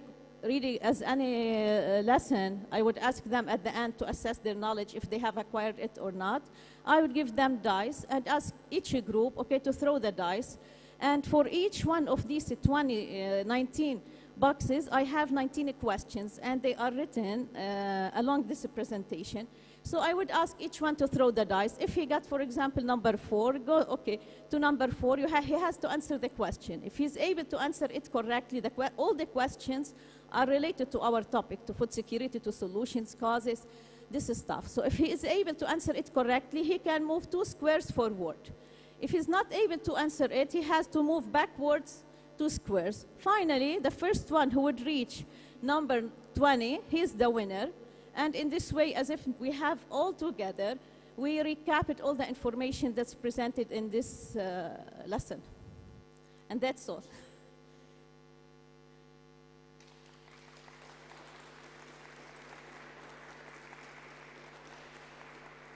Rudena, thank you so much for that. Some really fun and engaging content there. I want one of your sweeties that you're giving out. If you were saying you were giving sweeties out to the children. If you've got any, I'll take them now. Excellent. And just over to our judges to put you guys on the spot ever so slightly. Feel free to take your seat. You can go back to your seat if you like. There you go. Thank you so much. Another round of applause, please. Thank you. And over to our judges. I'm just going to come over just very briefly. We've pulled back the time, so we've got a few minutes. But just very briefly, if any of you had any light reflections, I emphasize light, on what you've heard over the last 5 presentations, any just quick thoughts from you guys at all? Who am I looking at here? Who's gonna break the seal? Juliana, I'm coming up to you. Just a few quick reflections from you. That would be great. feel you just looked too intensely at me, so that I had to say something. No, I mean, obviously you're making our job really, really hard here as judges, because you presented us with so many inspiring ideas. I think I can take a lot away from that as educators. It's you have curricular innovation, extracurricular activities, and I think what you showed is how you really also engage with the environment that your school is, and really try to get your students to really think about how to engage with the environment. Is it air pollution? Is it the landscape, the woods in Vancouver Island? Is it the local environment, business, planting trees and so on? And I think that's really inspiring to see how this next generation that you are educating is growing up with this environmental awareness, and that these challenges, sometimes we tend to think that climate change, pollution, they can be far away, but no, they are like here on our doorstep, and we can do something about them here and now on our doorstep. And I think that's really inspiring. That's something that came out in all your presentations, I think. Thank you so much for that, Juliana. And then, the Burjeel said hello. If you'd like to say your name as well. Yes, my name is Dr. Fitian.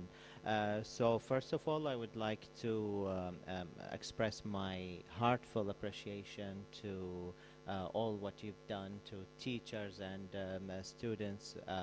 I mean, as a judge, I was impressed not only by the contents of your presentations, but also by the passion and enthusiasm that you put and the effort. So well done, and thank you for sharing your insights and for dedicating so much energy and time to put this together. And I think we are all here will learn from you, and I look forward to witnessing more and more coming from you with positive impact on our planet. So thank you so much, everyone. That's wonderful, and thank you so much, judges. There'll be plenty more opportunities for the rest of you to comment. You've not got away with it. We'll be coming back to you soon.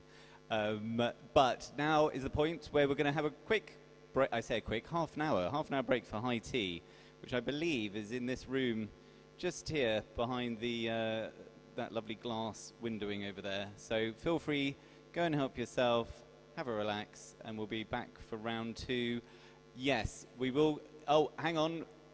Are we good with that video? Have we got the sound? Okay. We've got this video. 1 minute.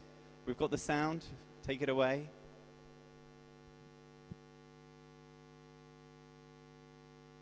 We at CHS are very focused and work closely to mitigate climate change across our subjects and our lessons. The SHE lesson has enabled us to put our words into action. Our very own CHS Garden, an initiative to a better and a fresher environment. We students here at CHS have incorporated our English lessons through writing persuasive pitch and doing research, all to accommodate going against single-use plastic. Now it's your turn to take an action and take a step to make better decisions.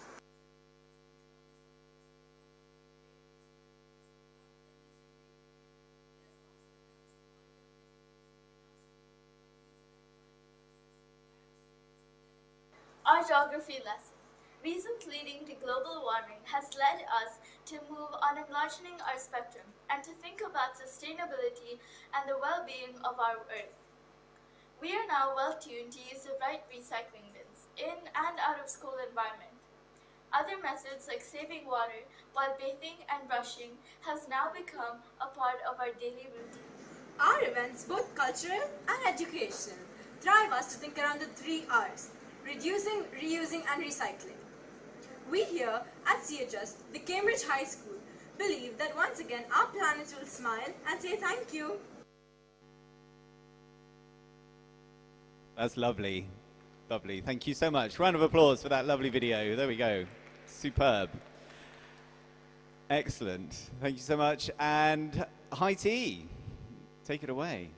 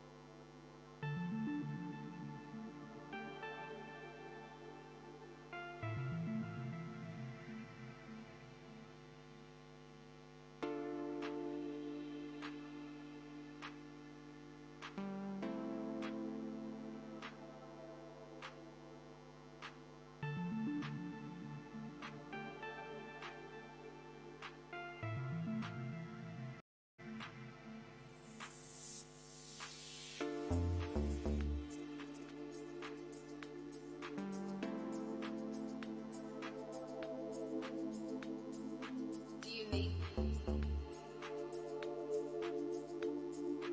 you need the whole energy?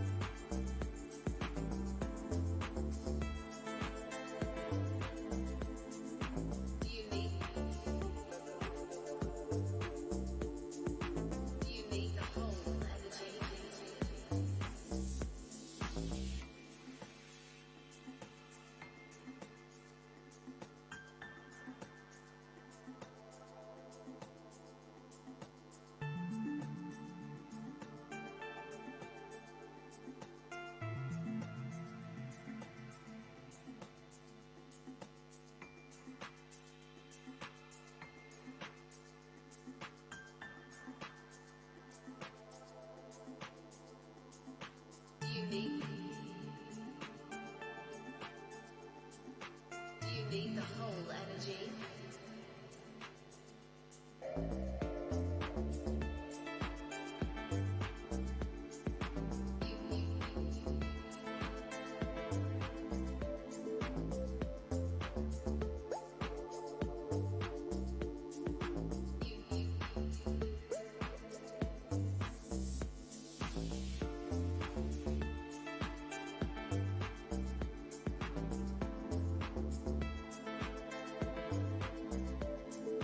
Do you need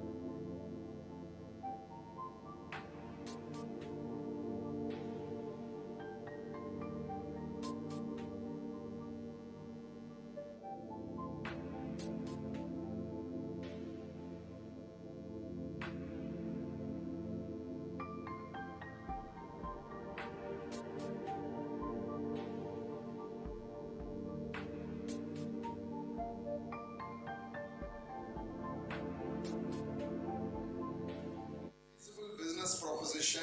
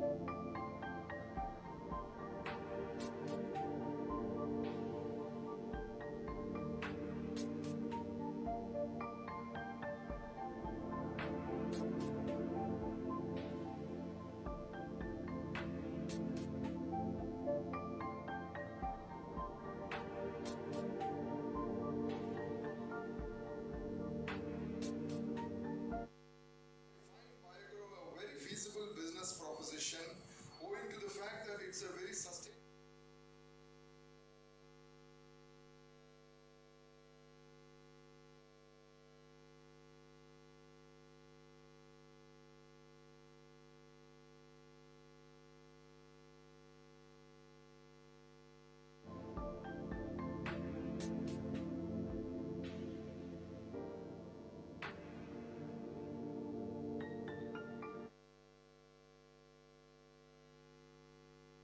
Hi, I'm Vinod from South India Rubber and Chemicals.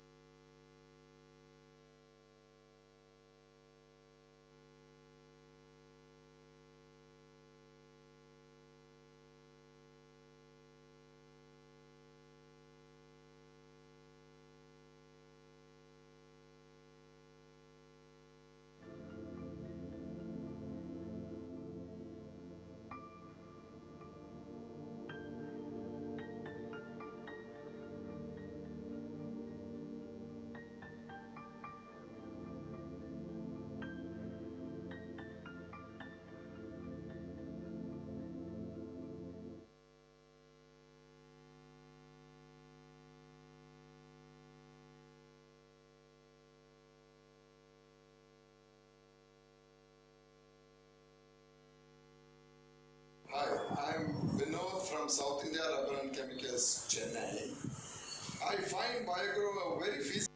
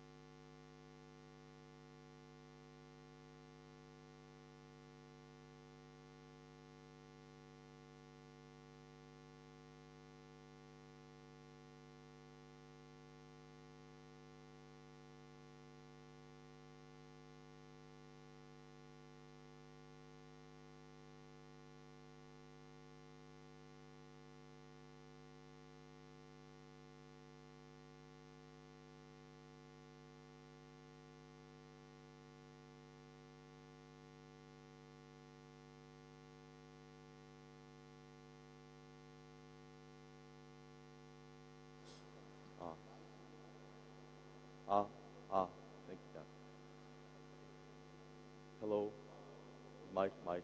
So, so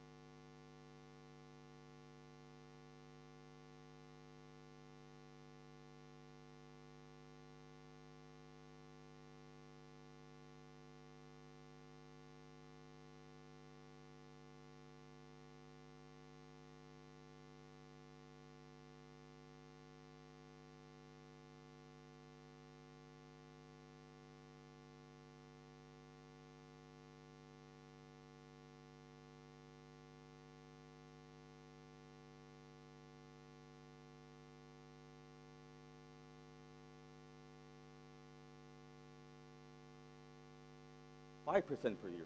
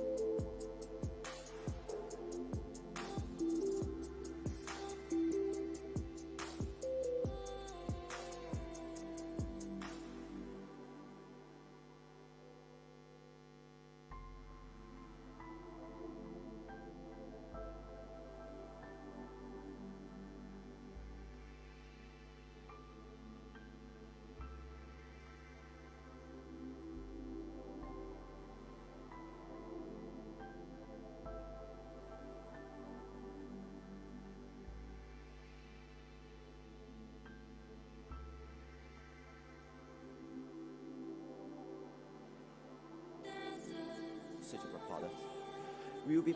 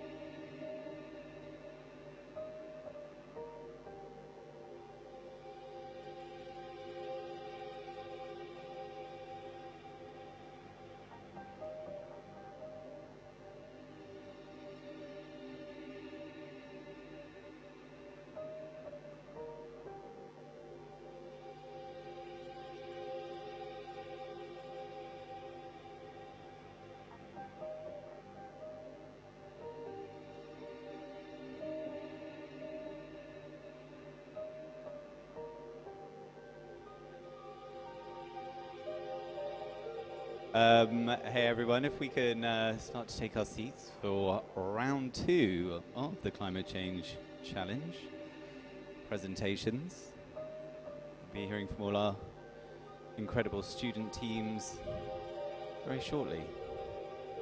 Are we, how are we doing, AV? We good? Excellent, teed up, lovely. A bit of lighting there. It's a new light addition, it's lovely. Excellent. Okay. Doesn't feel like we're corporate, are we? Are we missing anyone? We are missing some people, aren't we? Anshul, who are we missing? Okay. Okay, is that the only people we're missing? It feels like there's more, but okay. Not here, I'm sure.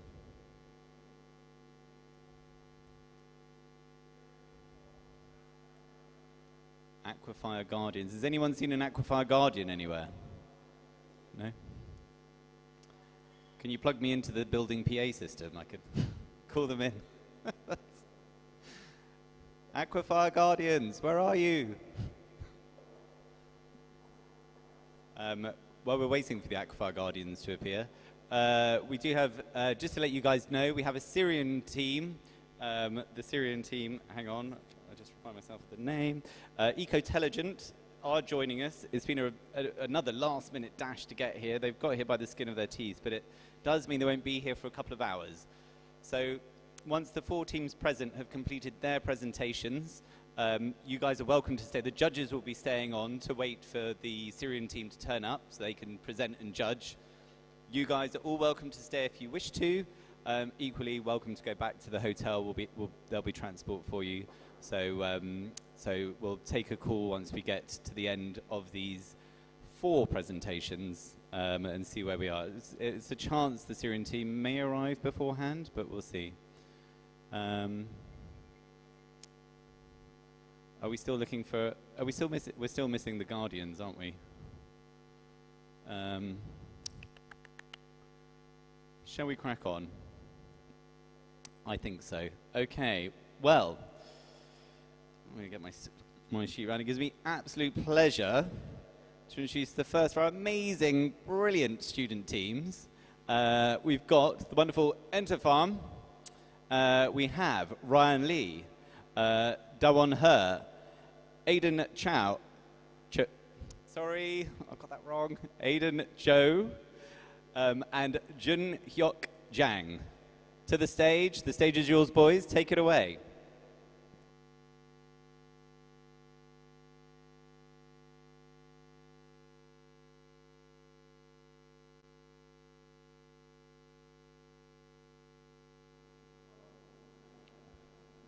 Hang on.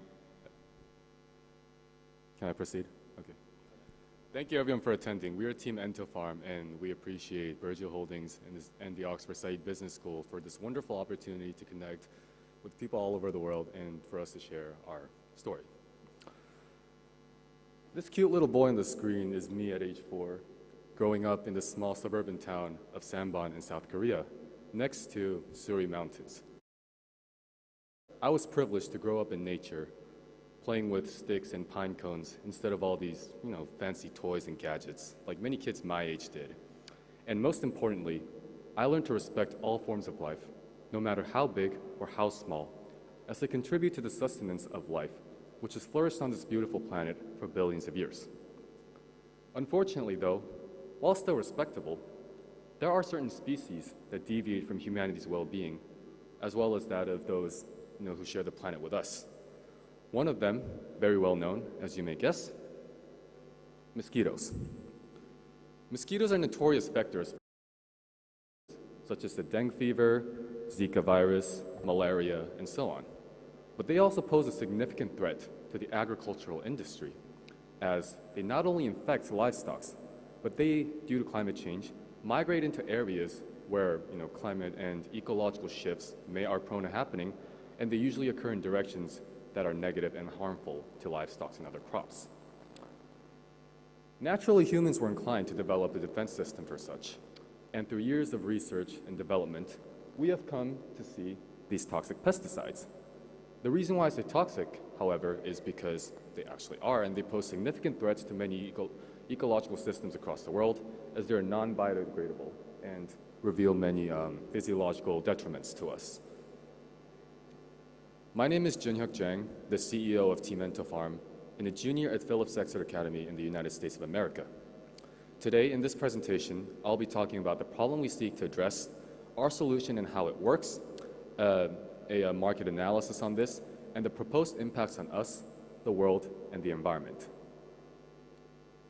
The problem that we're dealing with isn't simple. It is, in fact, multifaceted. On the one hand, we have mosquitoes and their zoonotic diseases, which contribute to millions of deaths worldwide. And yet, on the other hand, we are also dealing with our own creations, these toxic fertilizers pesticides that damage the environment in a very serious manner. So what is our solution? How can we tackle both of these issues in a manner where one does not have to sacrifice for the other? I call upon our CTO, Do-won Her, to talk about our unique strategy. Thank you, Junhyuk. My name is Do-won Her, a sophomore from Jakarta Intercultural School. As the CTO of our company, I will share you the explanations on entomophagogenic fungi and the overview of our solution.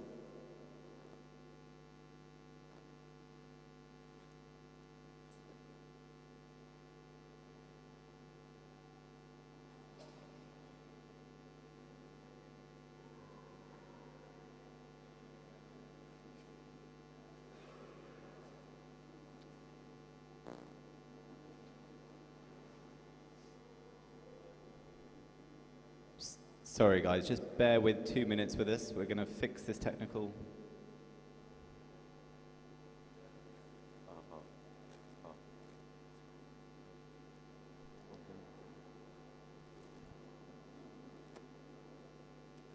You should be good. Lovely. So, as a CTO, I will share with you the explanations on entomophagogenic fungi and the overall scheme of our solution.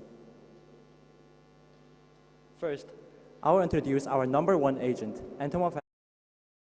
entomophagogenic fungi are a special group of soil-dwelling microorganisms that infects and kills insects through cuticle penetration. Currently, they are widely used as biocontrol agents against insects, playing a vital role in their management. Regardless that the entomophagogenic fungi are currently in the agriculture market, their full potential are not yet to be utterly explored. Up to date, substantial research has covered the topic revealing its use in pest management, but also in their abilities as endophytes, assisting the plant host in growth and pathogen resistance. Now, I'm going to explain how we came up with the solution. Mosquitoes are attracted to chemical compounds resembling to bodily odors, such as carboxylic acid or octanol. And entomophagogenic fungi are actively latch out for and consume insects. So what we're going to do is simple. We're going to genetically modify the entomophagogenic fungi to become self-reproducible. Moreover, they will be able to secrete octanol, which would attract the mosquitoes. As the mosquitoes bind to the fungi, the spores of the fungi will latch onto the target mosquitoes. Therefore, our solution is going to be self-sustainable, electrically independent, and specifically targeting mosquitoes. Thank you, Do-won, for the technical explanations. Entofarm's product, however, is much more than tingling and then modifying with genetics. In fact, we are going to incorporate artificial intelligence so that our products and our benefits can spread to farmers worldwide. So here's the business. Now I call upon our CPO, Aiden Sungjun Cho, to further elaborate. Thank you, Hyuk. I'm Aiden Sungjun Cho, a freshman in St. Paul Preparatory Seoul. I'm here to explain Entofarm as a product. We will not only be selling products to the farmers, but also collecting data from the farms throughout the process. We will use this information to provide an all-in-one smart farming platform that automatically collects and monitors the state of the crops. It will also help the farmers determine exactly how much pesticides and fertilizers they have to use to reach optimal efficiency. Throughout the process, So we have benchmarked the case of Tesla as our business model. Unlike popular belief, Tesla is not an automobile, aka hardware company. It is actually a business that heavily relies on software and the collection of accidents that the drivers make throughout their way. So in other words, Tesla is a company where they both gather information and collect drivers' accidents throughout their way. It is exactly what IntoFarm is going to do.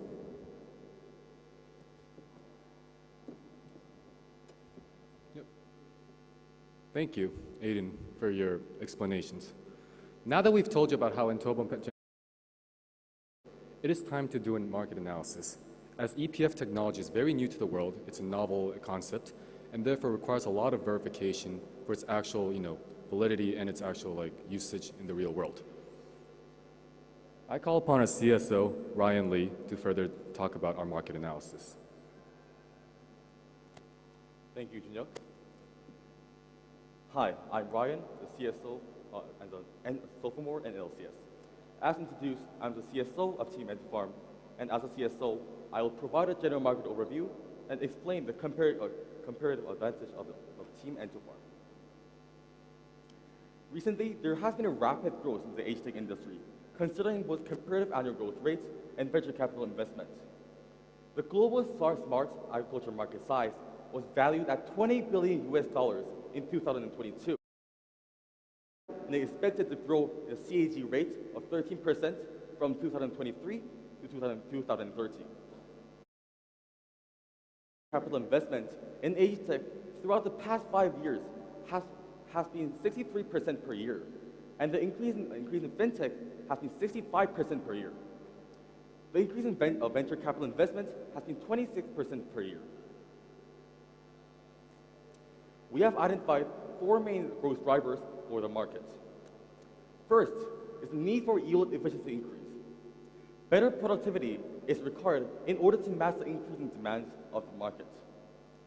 Second is the increasing farmers' need for a simplified value chain. The development of technology should be organized in order for effective farming process.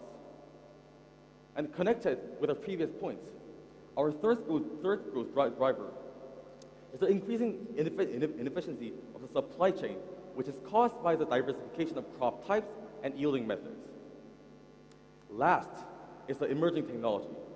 The growth of technology related to ag-tech, just like how our team has applied the technology into IntoFarm, is a significant and a crucial factor for the growth of the market.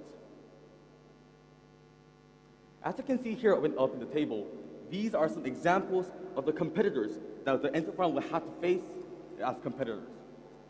IntoFarm has a competitive advantage over the other firms since we have a cost-effective solution to distribute the EPF based on our own platform.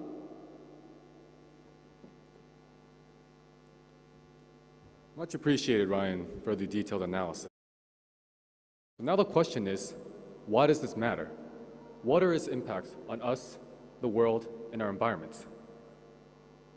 I call upon our CMO, Gregory Kim, for the final explanations.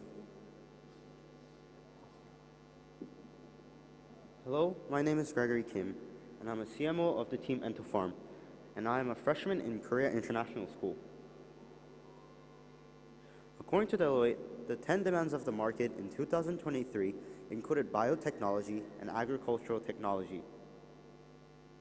The 4 main aspects IntoFarm will be focusing on are the following. It will implement efficient technology, change the value chain significantly,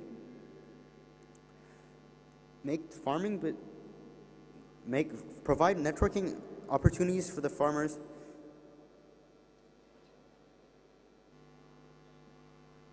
and make farming business less impacted by external sources. Our strongest asset has not even been revealed yet. That is, we have a strong team. In the heart of Seoul, we are a bunch of eco-warriors from United States, Indonesia, and Korea. We found out that we had much more in common than our love towards Mother Earth. We had mutual friends who thought we'd make a killer team. And even more is the time we spent together.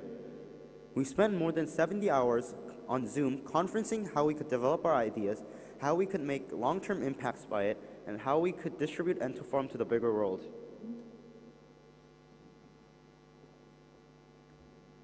Thank you again, Gregory, for those remarks. Entofarm fully recognizes and prioritizes the significant issues presented by mosquito-driven. At the same time, we refuse to endorse a solution that jeopardizes many environments and many ecosystems around the world, where we must sacrifice one issue for the sake of another. Instead, we rely on entomopathogenic fungi, a specific type of fungus that only targets mosquitoes and insects, and therefore will not cause any harm to any other ecosystems, to us, and the rest of the world. Let us not create a future where we must tell our children, back when mommy and daddy were little, tigers actually used to exist, and there were more to forests than just images and artworks, but we can now only see them. This is our planet, and we will not let it be beridden by toxic pesticides.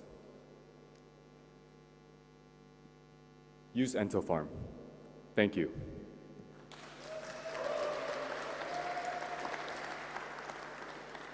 Well, I mean, wow. Can you boys just hurry up and start running the world for us? Because that was amazing. Thank you so much for that. We do also have time for some Q&A. So over to our judging panel, and also anyone else in the audience, fellow student competitors. If you've got any questions, oh, hang on, I'm going to need to come down here. This isn't as slick as it should be. Sorry, I'm coming. Questions for the boys? Well, first of all, thank you for this amazing presentation, and I really am big applause for you.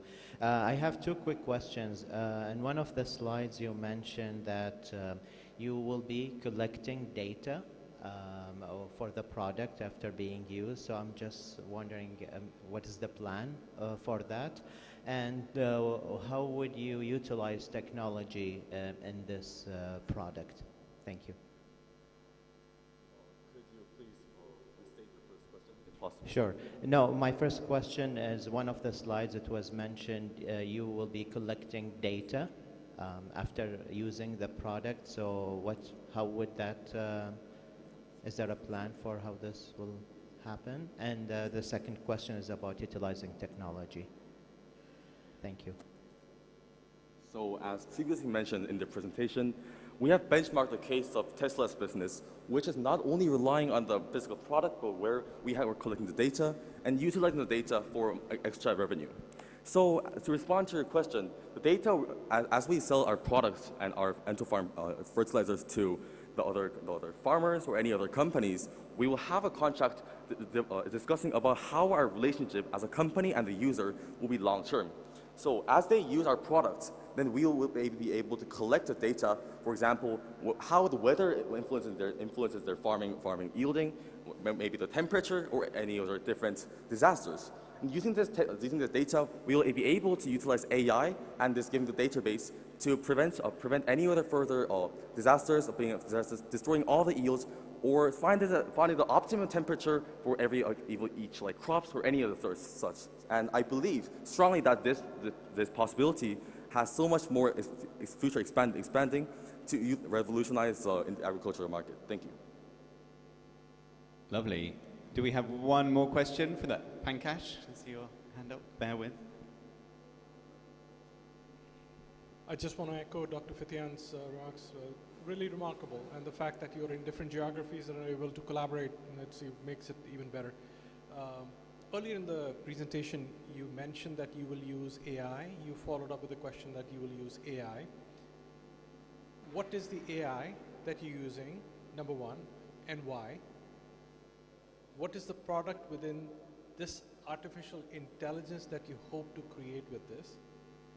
And what are you going to do with it? Because you said that that can help farmers in different parts of the world. How does it help the farmers in different parts of the world?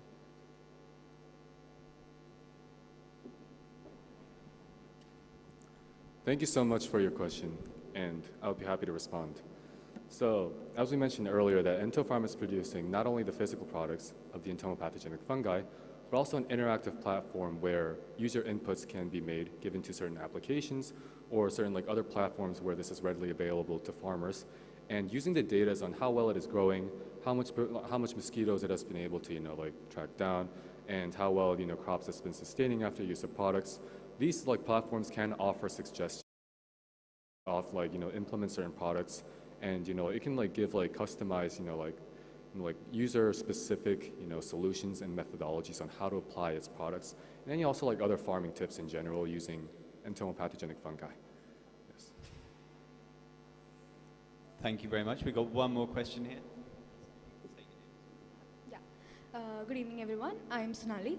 And so you mentioned about having bacteria completely killing mosquitoes. Therefore, you are extincting an entire species.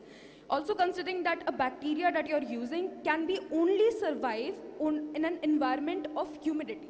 So how are you planning your solution to implement at a global level in countries like Bangladesh and India, where the level of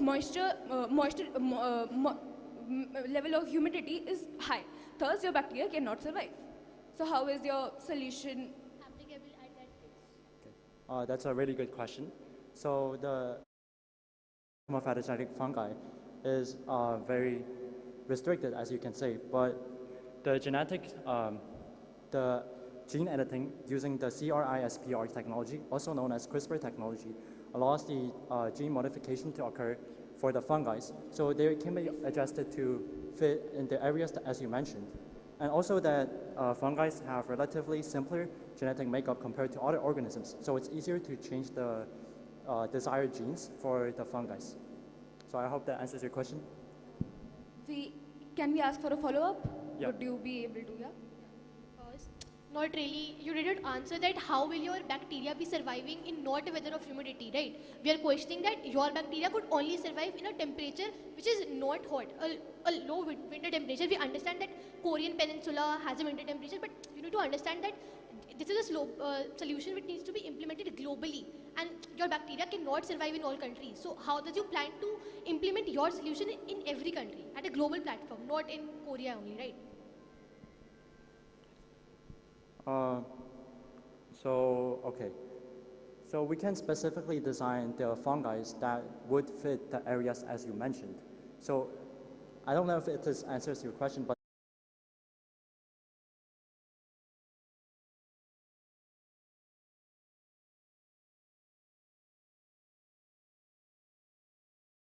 You're welcome to add anything briefly.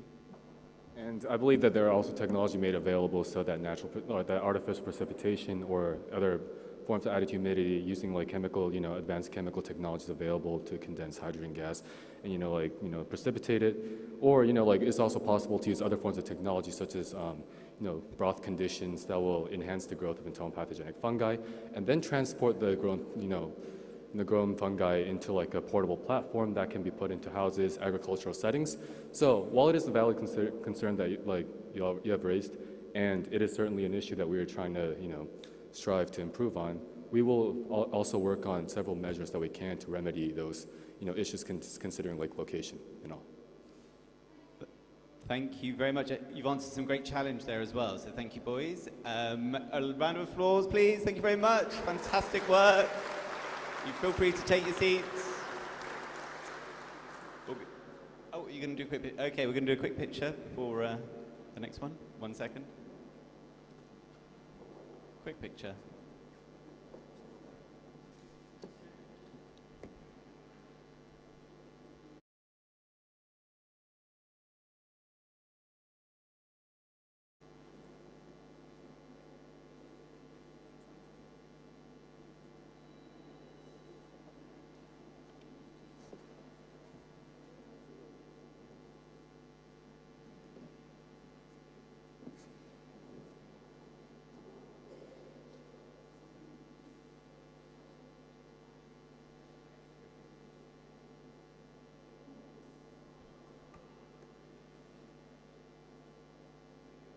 Thank you so much, boys.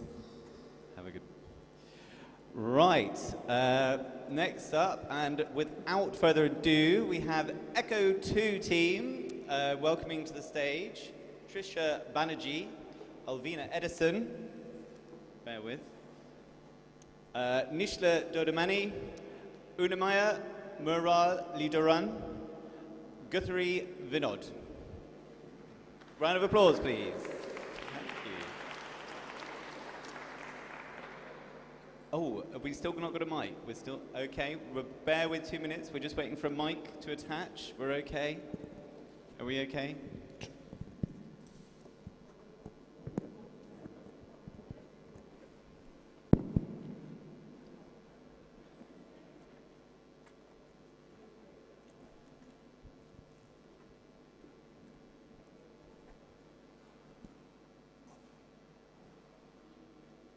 Does anyone know what COP stands for? Quick quiz. Oh, we got a hand up there. Go on then. Very good. I only found that out last night when I Googled it. I'm embarrassed. Who knows where the first COP was? Anyone? COP 1? Anyone know when that was? Where it was? I also know the answer because I Googled it last night. Pankaj? Oh, no, okay. I thought you had your hand up. It was in Berlin. It was in 1994. There we go. When was the Paris Treaty or Agreement signed? Anyone? What year? Okay. 2004, I think. I think. I can't quite remember now. Oh, you're ready. Okay, lovely. Okay, take it away, ladies. A very good afternoon to all our honored judges, esteemed guests, and to everyone else present here. It is an immense pleasure to stand here before you today to present our idea. I'm Trisha. I'm Nishtala. I'm Gayatri. I'm Alvina. Unnamaya? My apologies. It must be the 66 million tons of pollution in the air. Oh my god, did you know inhaling polluted air takes away 1 to 2 years of a human's life? It's even affecting schools in India which are closing down. Who's causing all of this? It's all because the villain of the century, carbon dioxide, with a famous crime under his belt, global warming. And ammonia, the sneaky villain causing severe visibility degradation. So here we thought, why not take the supervillain and maybe create a whole new superhero? And that is exactly what we 16-year-olds have done with BioGrow. Clear pollution, grow solutions. Wait, so what does BioGrow do? It uses one-of-a-kind technology to capture the abundantly available carbon dioxide and ammonia to create slow-release fertilizer pellets. Sounds something like a sci-fi movie? Well, believe it or not, it's possible. And so let's get into the details of all of it. BioGrow captures CO2 from the air using direct air capture method. How do we do this? By setting up our own BioGrow plants in the major polluted cities. The carbon dioxide captured will be passed through an air contactor as seen on the screen. Oh, hang on 1 second. I'm sorry to interrupt the flow there. We seem to have a few technical issues. Ah, it's the clicker. We may have a problem with the clicker. So where's our clicker here? The clicker's going 10, it's going crazy, the clicker. Can we control the clicker? Yeah? Can we just make sure that works? Sorry, you're doing incredibly well, by the way. This is a fantastic introduction. Are we good? Bear with 1 moment. Okay. Excellent. Okay, which slide do we want here? Slide 2. Slide 3. We need slide 3. Okay, we're on.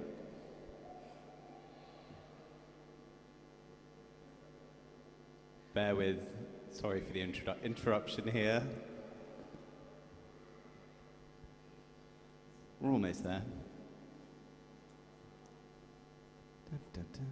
Anyone know what the hottest year was ever? Anyone? Hottest year ever on record? 2023, it was this year. There we go. A perfect year to hold a climate change challenge. Are we almost there? Sorry about this. Hottest ever temperature recorded on the face of the Earth was this summer? Any guesses to where?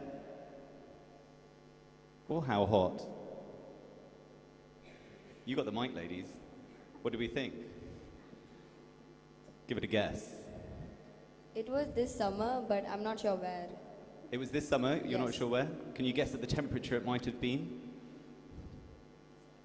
I didn't know that information. Give it a guess. 56.4 degrees Celsius. It's a big temperature. It was in Nevada, in America. There you go. How are we doing over here, guys? Okay.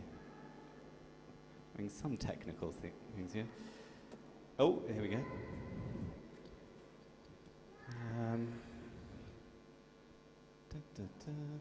Anyone know how many people are going to be at COP this year? Among the people in this room, how many people you're making up? 70,000. Quite a big number. How are we doing? Okay, here we go. Okay, let's take a look at the details. So, CO2 is captured by air through the direct air capture method. So how do we do this? Bipro will set up their own plants in the major polluted cities. The carbon dioxide captured will be seen on the screen.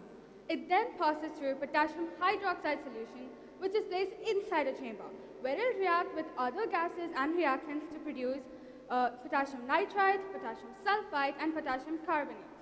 Nitrites and sulfides are soluble, whereas potassium carbonate is insoluble.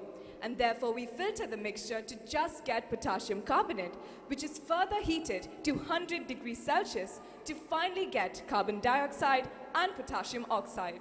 Carbon dioxide got and captured. Now, what about the potassium oxide? Well, we combine it with water to form potassium hydroxide. Wait, you all might be thinking, potassium hydroxide, like the initial capturing agent? You're absolutely right. By adding water, we make a complete cycle going back to our initial capturing agent. Ladies and gentlemen, this may sound like a fairy tale, but according to the International Energy Agency, there are more than 26 DAC plants worldwide. Now let's turn the spotlight to ammonia. To capture ammonia, we'll be using zeolites, which most of you know are hydrated crystalline aluminosilicates. The surface of zeolites is negative in nature. Therefore, it attracts both the neutral and positive molecules, like ammonia. After the mixture is saturated with all this ammonia, it is heated to 350 degrees Celsius, and voila, we get ammonia. Now, ready for the magic? We've got CO2, we've got ammonia. What happens next? The carbon dioxide and ammonia molecules will be introduced into distinct tubes, leading to a separate reaction chamber. Here, the ammonia will undergo a chemical reaction with carbon dioxide to produce urea and water. Did you know that the urea production is highly exothermic? So what do we do? Don't you worry. The generated urea will be directed into a specifically designed evaporative cooling chamber. And the energy for all of this? Solar. Now we move on to the unsung hero, lignin. I bet most of you here haven't heard of the plant polymer lignin. Well, lignin is a complex plant-based polymer that is rich in carbon, hydrogen, oxygen, nitrogen, and phosphorus. Okay, but how exactly is this related to BioCro? Calm down, I'm getting there. Okay, folks, so the produced urea will be processed into small fertilizer pellets using a pelletization machine. These pellets will be coated with lignin and subjected to a cooling process to solidify and form slow-release fertilizer pellets. Thus, BioGrow pellets help prevent runoff, protects groundwater sources, and ensures that soil fertility isn't lowered in the long run. What a lifesaver! Oh wow, I never knew lignin was so incredible. You've seen the science side of our product, so now let's get down to business. Well, our production will take place in 5 different factories spread all across North India. Wonder how we chose these locations? Through our research, we realized that Bhiwadi, Sopur, Kolkata, New Delhi, and Darbhanga are among the most polluted cities in the world. And so, that's where we'll set up our factories. This way, we're hitting 2 birds with 1 stone, solving air pollution and getting our raw materials. Well, we've got our product, but now we need to reach our buyers. BioGrow has 3 distribution channels: cooperative societies, including PASCs, to reach Indian farmers, NGOs like the International Fertilizer Development Center to reach our consumers worldwide, and finally, e-commerce platforms like Alibaba, Agrostar, and BigHeart. BioGrow is not like the other fertilizer kits out there. We're unique because we ensure that all of our products are distributed without emitting more carbon dioxide. Sustainability is the future, and the market knows that, especially within the fertilizer industry, which was valued at $43.05 billion last year. Production, check. Distribution, check. And now we move on to marketing. We plan to use the superpower of social media. By collaborating with social media personalities known for being sustainable, we will be able to get our idea across to younger generations. Recognizing our superhero limits, we intend to join forces with other sustainable nonprofits like the Rocky Mountain Institute and Carbon Trifecta. Oh, and our website, it's run using green servers as eco-friendly as our mission. Every business faces risks, and BioGrow is no exception. Plagiarism, disruptions in the supply chain, fluctuations in market demand, all of these are potential threats to our business. But to these, we reply with a number of measures, one of which is patenting our product. We will also regularly monitor market trends, analyze our competitors like Nutrien and IFCO, and improve ourselves based on customer feedback. We also plan to hire market research companies to develop contingency plans. Okay, we're sustainable, we're ethical, we're inclusive. But along with this, we're a business. And you know what every business needs? Capital. We plan to get our funds mainly through equity crowdfunding from platforms like Our Crowd and also from the International Finance Corporation. We'll approach VCs like Brand Capital and apply for grants from organizations such as HSBC, the Mohammed bin Rashid Innovation Fund, and Climb Accelerator. Now, let's put it into numbers.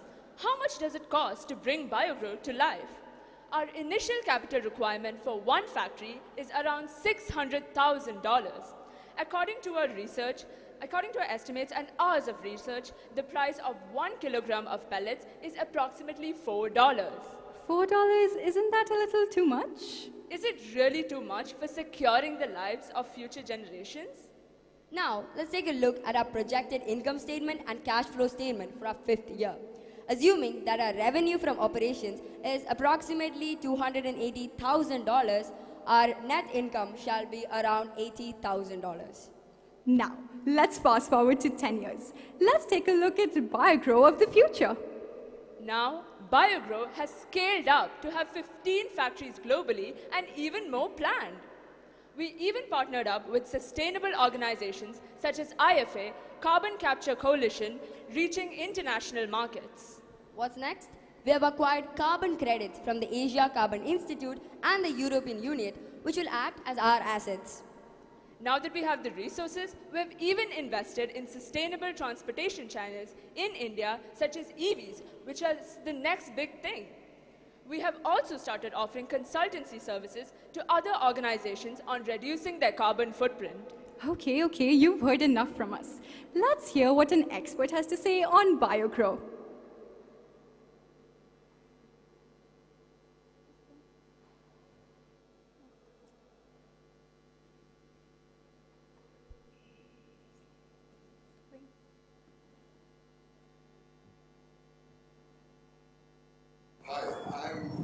From South India Rubber and Chemicals, Chennai. I find BioGrow a very feasible business proposition owing to the fact that it's a very sustainable business model. You know, with the environmental impact and food security a growing concern, this is a very viable business. Thank you. To know BioGrow better, scan the QR code to read the complete research paper. Everyone, BioGrow is not just a project built up by 5 16-year-olds.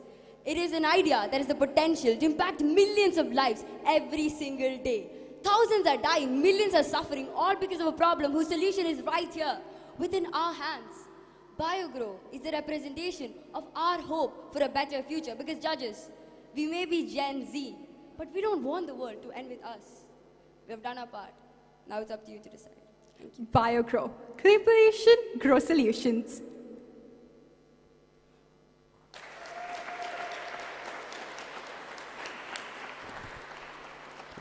Wow. That was just so good. Performance. It was a whole production. I'm blown away. Okay, we've got time for some questions, I think. Who, oh, okay, we've got okay, here we go. Brace yourself, ladies. We've got some tough questions from the crowd here. 1 second. Here we go.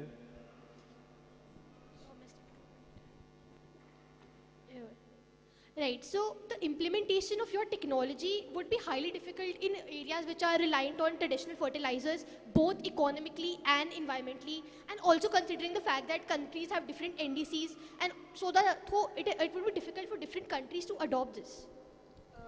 Also, delegates, this solution would highly affect international trade, and also, as I suggest, is so high it is not possible for a developing country to afford this, such as taking Bangladesh, Nepal, etc. So, and they have to invest in their NDC. Thus, how are you planning to manage all of this? So your first question is about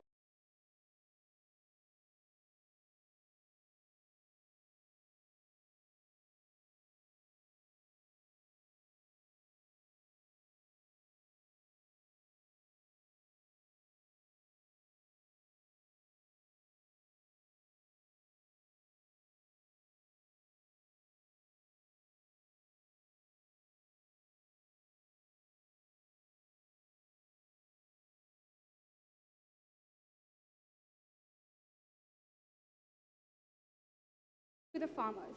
So it's not about setting it up in traditional areas. We will provide it to them so that they will replace their traditional ways with our pellets. And we are going to partner up with cooperative societies. Specifically in India, we want to partner with cooperative societies and make sure that our product reaches them. And to cooperative societies, we are planning on selling at a price that is only slightly above the production cost. All right, delegate. So now let us take an example. For example, you want to implement your solution in Pakistan. All right. Now taking example of Pakistan, they don't have the money, enough efficient money to implement your solution. Thus, your solution is applicable only a particular part of the globe. As your budget is very high, $18,000, that is too much for a country to implement. In the beginning, BioGrow is a startup initiative that uses complex technology to capture carbon dioxide from the atmosphere and convert it into urea, unlike our competitors who simply synthesize carbon dioxide and therefore add to the emissions and worsen the climate change. And the climate change we are talking about, it impacts all these countries. Even in Pakistan, you know how bad the situation in Lahore is. It is the most polluted city in the world. Okay? So, and plus, it's a startup initiative, but we are very confident that within the first 5 to 10 years, we'll be able to scale up and increase the number of production units so that we can drive down our costs further. And we also intend to partner with NGOs and cooperative societies all over the world to make sure our product reaches those who need it. Nicely handled, nicely answered, and thanks for those challenging questions. It's great. Any questions from our judges at all? Our team. Manos, absolutely. Here we go. I feel like I haven't asked the question yet, so thank you very much for the presentation. Really interesting, high energy as well. And a really interesting idea too. But have you considered about, have you thought about what it would take to create a prototype of the product that you're kind of designing, the kind of investment that you need, how you create that first evidence-based example that it works, and how much of that have you thought already? Yes, so we have actually, like in one of our slides, we have written about the initial investment cost. It comes to around $600,000. So we arrived at that value because first we found out the prices of each components that are required for production. So like DAC technology, solar panels, things like that. So we searched up the market value of all of those components, and then we calculated the fixed cost, like approximately. Then we calculated the variable costs, so like things like labor costs, shipping and packaging, things like that.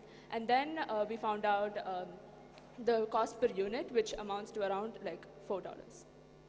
and for to make a prototype of the product now without actually setting up plant in production, we would need to take the help of another established lab or take but to set up a prototype of the just one prototype, that can be easily achieved. Carbon capture on a small scale is possible in labs, so we can do that. Excellent, nicely handled, ladies. Any more questions? We've had two. We have one more question here. We're putting you on the spot here, crikey. Here we go. Could be a tough one. Thank you for your presentation. I have a short question to ask. Specifically, how much volume or mass can one device of this technology purify, like the CO2? Okay, so according to our estimations, each factory in one day can capture 1 ton of carbon dioxide. And so our production capacity for one factory will be almost 1 ton of urea per day. That is the production capacity. And for DAC units, the direct air capture units that capture the carbon dioxide, you can capture as much carbon dioxide as you want, depending on the number of units you have. Excellent. That's fantastic. Let's give it up for Echo 2. Woo! Amazing. Oh, we've got to do pictures.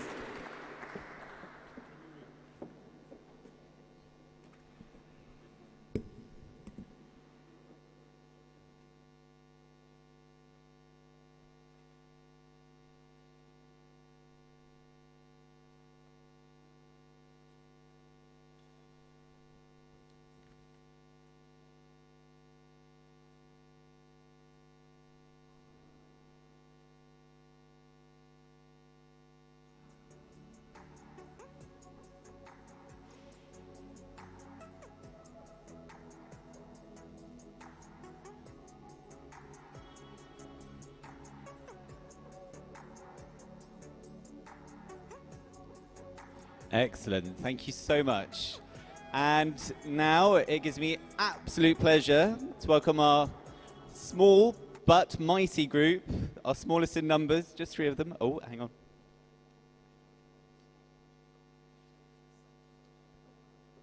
Oh, okay. Hang on 1 second. We're just getting mics up. We've got a quick comment from one of the judges. Who have we got here? Oh, excellent. Let me... Just wanted to say, I think this, I know that the questions is important after each presentation, but I think just give us a space to give a comment and a compliment for the group as well. I think there is a kind of really a dedication and a passion that had been presented by the first group and the second group, but the second group was really impressive. First of all, being young ladies, I can see you that you will be a future leaders that will really transform for this challenging, era in the globe. I could see the confidence in presenting. I could see also the coherence among all the team members.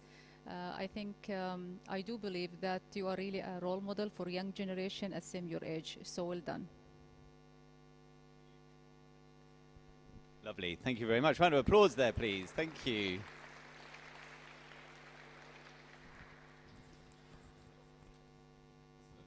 Right, now it's time. Oh, we're still in the... Still miking up here. Bear with.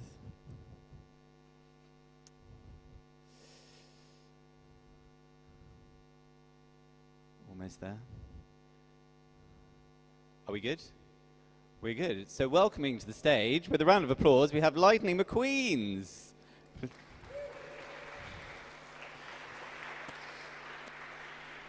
And I'm delighted to say we have Zofia Lewandowska, Matilda Gonska, and Maya Koplineska. Good, excellent. Take it away. Hello. So we're Zosia, Matilda, Maya, and Hania, who's not unfortunately with us, also known as Lightning McQueens. And we've made a project that visualizes our dream highway, which would be transformed in order to combat air pollution. And so, what if we told you that that's how the future motorways could look like? Using ChatGPT, we've created images that present how our roads can be transferred from being boring-looking, black and white, to be colorful and sustainable. And so, since many electric cars and streetlights used right now are using energy coming from coal power plants, they have a negative impact on air purity. Despite the obvious carbon dioxide, coal also emits dangerous pollutants such as sulfur dioxide, nitrogen oxides, or mercury. Still, over a third of the world's electricity production is still based on coal. So our aim is to transform highways into more sustainable elements and reduce this type of polluting. So the first element we would like to implement in our roads are capillary tube mats. They are a temperature regulating system that is consistent of small tubes that resemble veins under living creatures' skin. The tubes would have a small diameter of less than 5 millimeters, and they use water as heating or cooling medium. The tubes can be made from polypropylene, which is an environmentally friendly plastic because it can be produced from biomass sources. This system is often used in temperature regulating in houses. But how would it work in our roads? We would like the mats to be placed under the road's surface and to collect heat that is produced by vehicles passing by. The heat then would be transported to a thermoelectric generator, which transforms temperature differences into electricity. The second element that we're planning to implement are piezoelectric crystals, which will be buried in the roads. They will transform the kinetic energy to electric due to the mechanical stress caused by vehicles on the roads. However, there is a problem since implementing such technology into already existing road structures may cause the asphalt to soften, making the piezoelectric elements prone to damage. However, for emerging economies, when they prioritize infrastructure and transportation, we can already start to implement such technology as they're being constructed. Well, is there even a need to bother? Yes, there is, since some studies say that 1 lane of a mile-long road with piezoelectric crystals can produce as much as 72,000 kilowatt hours of energy annually. And highways are a perfect place for such innovations. It's the source of delivery, transportation, heavy trucks. More cars equals more mechanical pressure equals more energy. And along with capillary tube mats, we can use this energy to power not only electric cars, but also streetlights and motion sensors.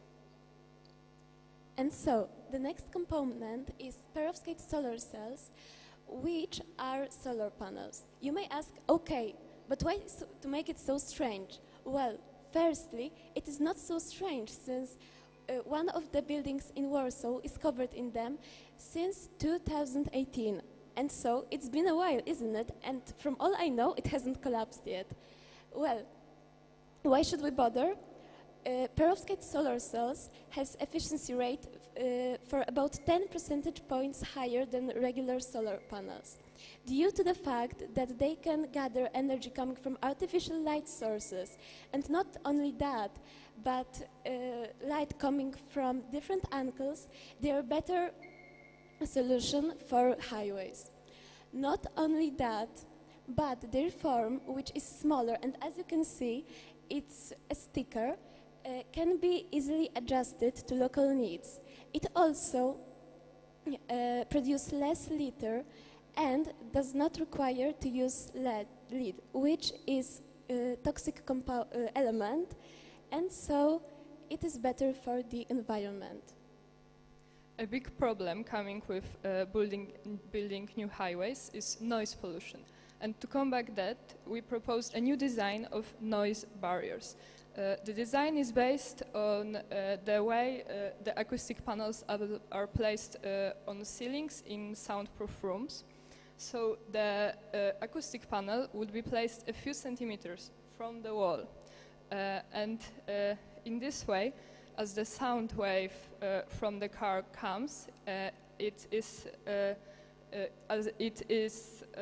absorbed into the panel as it hits it, but also as it rebounds off the wall.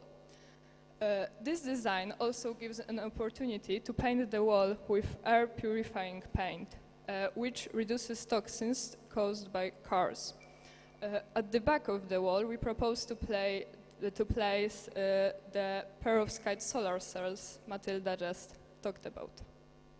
The last element that we're planning to implement into our highway are wind turbines. Well, what are they? They transform the kinetic energy from wind into mechanical energy and finally into electricity. They will be placed in between movement control lights where cars are the fastest, meaning they produce more wind for the wind turbines to feed on. The horizontal wind turbines are more effective than the vertical ones, not only because they produce as much as 7.4 kilowatt of power, but also because they're cheaper. However, they also produce a greater amount of energy than the 2.5 kilowatt of energy in common wind energy harvesters. That's enough energy to power some electric cars, such as the Nissan Leaf. Finally, we have also produced a model of our highway to show you how it would look like.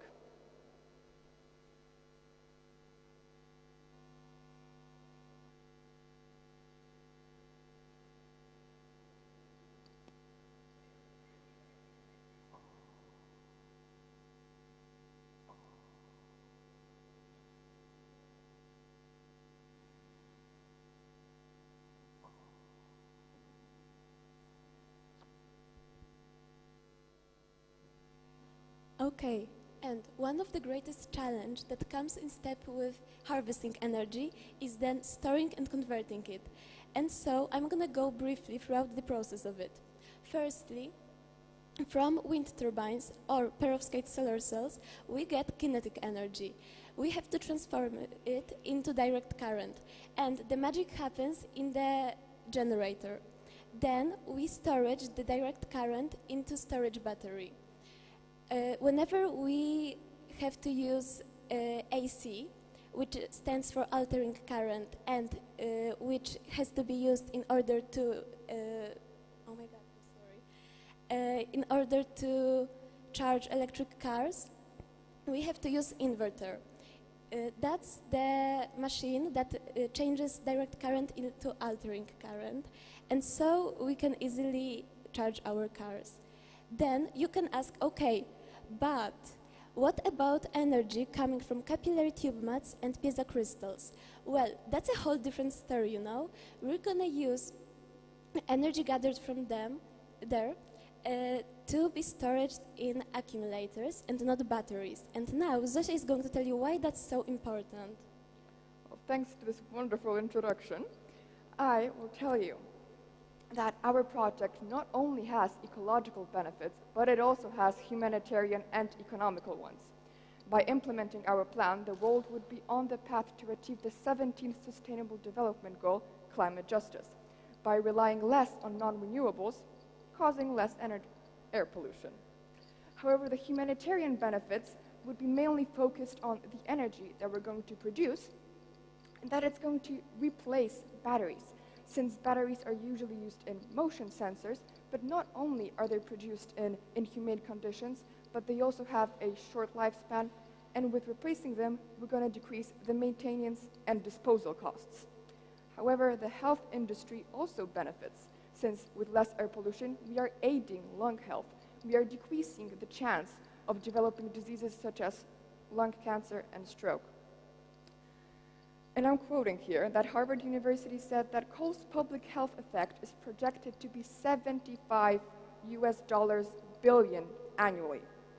That just emphasizes the need to back away from non-renewable energy, both for health and the economy. And probably the most important part right now is that as emerging economies take progress, electricity demand rises along with coal consumption, despite the introduction of renewable resources. However, that's crucial since we can take the advantage of the government priorities to develop new infrastructure and new roads and already implement at least one of our proposed elements.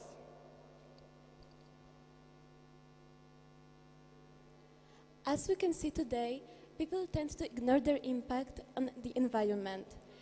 That comes from denial since climate change is such an overwhelming topic. That's why we've decided to use system change because of the fact that it does not require any kind of knowledge or effort from citizens to help with combining air pollution. People can create green energy without even knowing that. And well, we can't blame people for being people, right? We can't blame them for our basic psychology. Will this even work? Many technologies we presented are not yet fully tested. But we see this as an opportunity to bring some attention to them and help them to get the recognition and financial backup they need to be fully perfected and implemented and help to save our future. Now, to summarize, let's bring back the vision of our future. Think about the abilities that we have, but that we're not using. Our group, Lightning McQueen's, stands from the position of fear and hopelessness. Fear for our future and fear for future generations. Governments are ignorant, but as we stand here before you, we aim to leave you with hope and engagement to act, to change the most pollutant area into an energy harvesting location. We are the engineers of the future. We thank you for your time, and we appreciate the opportunity to stand here. Thank you. Very much.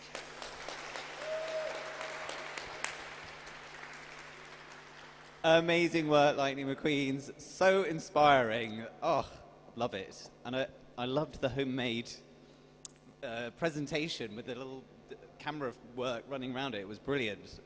Fantastic. Right. Questions for our Lightning McQueens. Who do we have? We got straight in from a judge here. Juliana. Thank you so much. Yeah, I love the idea to think about highways. But I was just wondering, have you thought about, you know, how much of that material you need to create your capillary tube maps? You know, how do you source this? And what happens, you know, how long is the lifespan of these mats, and what happens when they degrade? Can you recycle them? So have you thought about kind of the, you know, the impacts of the solutions that you're proposing? So I can talk about perovskite solar cells, since they are way better for the environment than the regular solar panels, are easier to, sorry, oh my God, I'm so stressed.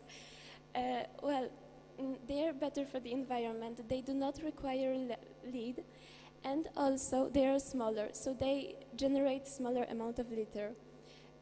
Their lifespan isn't the highest while working in humanity. However, we can cover them in silicon dioxide and then make their lifespan way better.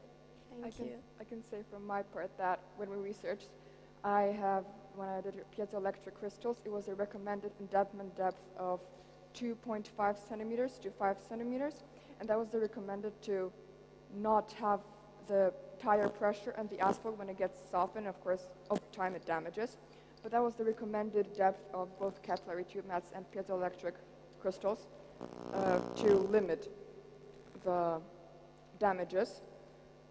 So there is data about that, but I think that since it's fairly new, and there would be more, possibly, hopefully, but as Maya said, I mean, it's an international thing. We're here to cooperate and to discover new solutions, so yeah. Nicely handled. And let's just take a moment just to reflect. It's tough being up on stage. It's not an easy thing to do. When I was 15, there's no way I could do this. I mean, I'd been absolutely hopeless. You girl, you're doing amazingly. It's tough. Everyone, you've done amazingly. It's not easy. Public speaking doesn't come naturally to everyone. I actually hate it. although it might not look like it. Any more questions from the group? I've no doubt, I'd be very disappointed if there's not a question from Question Corner over here. Oh, hang on, we've got a question over here. Here we go. Thank you again for this really wonderful presentation. I was really impressed by all these diagrams and like the innovative solution to turn very polluting highways into really great sources of renewable fuel and all that. One question is like, how can you incorporate like business models and specifically like use this to like aid the flow of currency and also to like further bolster, you know, its positive effects on both the environment and the local environment. I mean, environment, economy, and you know, areas of living, I would say. Well, I think that it's not necessarily a matter of making it a business. I think that we are making this to help to not gain profit off of those inventions. I think that we cannot really sell it as a product. We're incorporating different energy harvesting innovations into one thing that can be used internationally, globally. And as I said, emerging economies, they are prioritizing infrastructure. Mostly everyone has cars right now. So, I mean, our goal was to use something that's already a priority and to use it in a more sustainable way instead of making it, I guess, a business. What do you guys think? Yeah, I mean, it's a system change. So we've been thinking that governments would bother with it. Yeah, it's more of a proposition to the governments than a business idea for someone to gain profit from the roads. Excellent. Nicely handled up there. Any more questions from the crowd? No. Okay. Fantastic. Well, a massive round of applause, guys. Well done. You've done amazingly. Oh, actually, before we do the photograph, I know just from last time, I do learn. Has the judge got any quick reflections on just what they've heard and the team's production there? Anyone got a quick there we go, lovely. First of all, congratulations. I think you really selected the most difficult topic, and it's challenging even among the scientists how to sort out, but the way how you approached it is really comprehensive. Well done. But in terms of really the realistic approach, like is it feasible to apply? I think you need to work on it more. But still, well done. It's really such of the most difficult topic that anybody could like really to explore it. Thank you.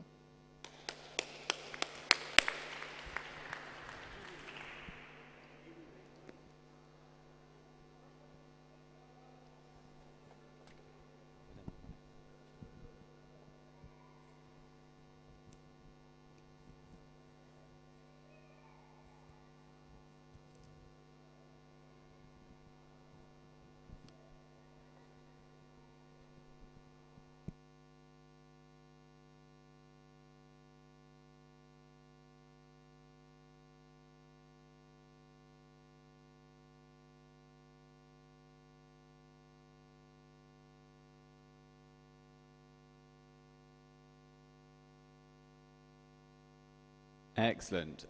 Now I know we have some people coming in on a Zoom call for the next presentation. Are we good? Okay. Excellent. So we're just going to do some miking up, guys. Bear with for 2 minutes. Yeah.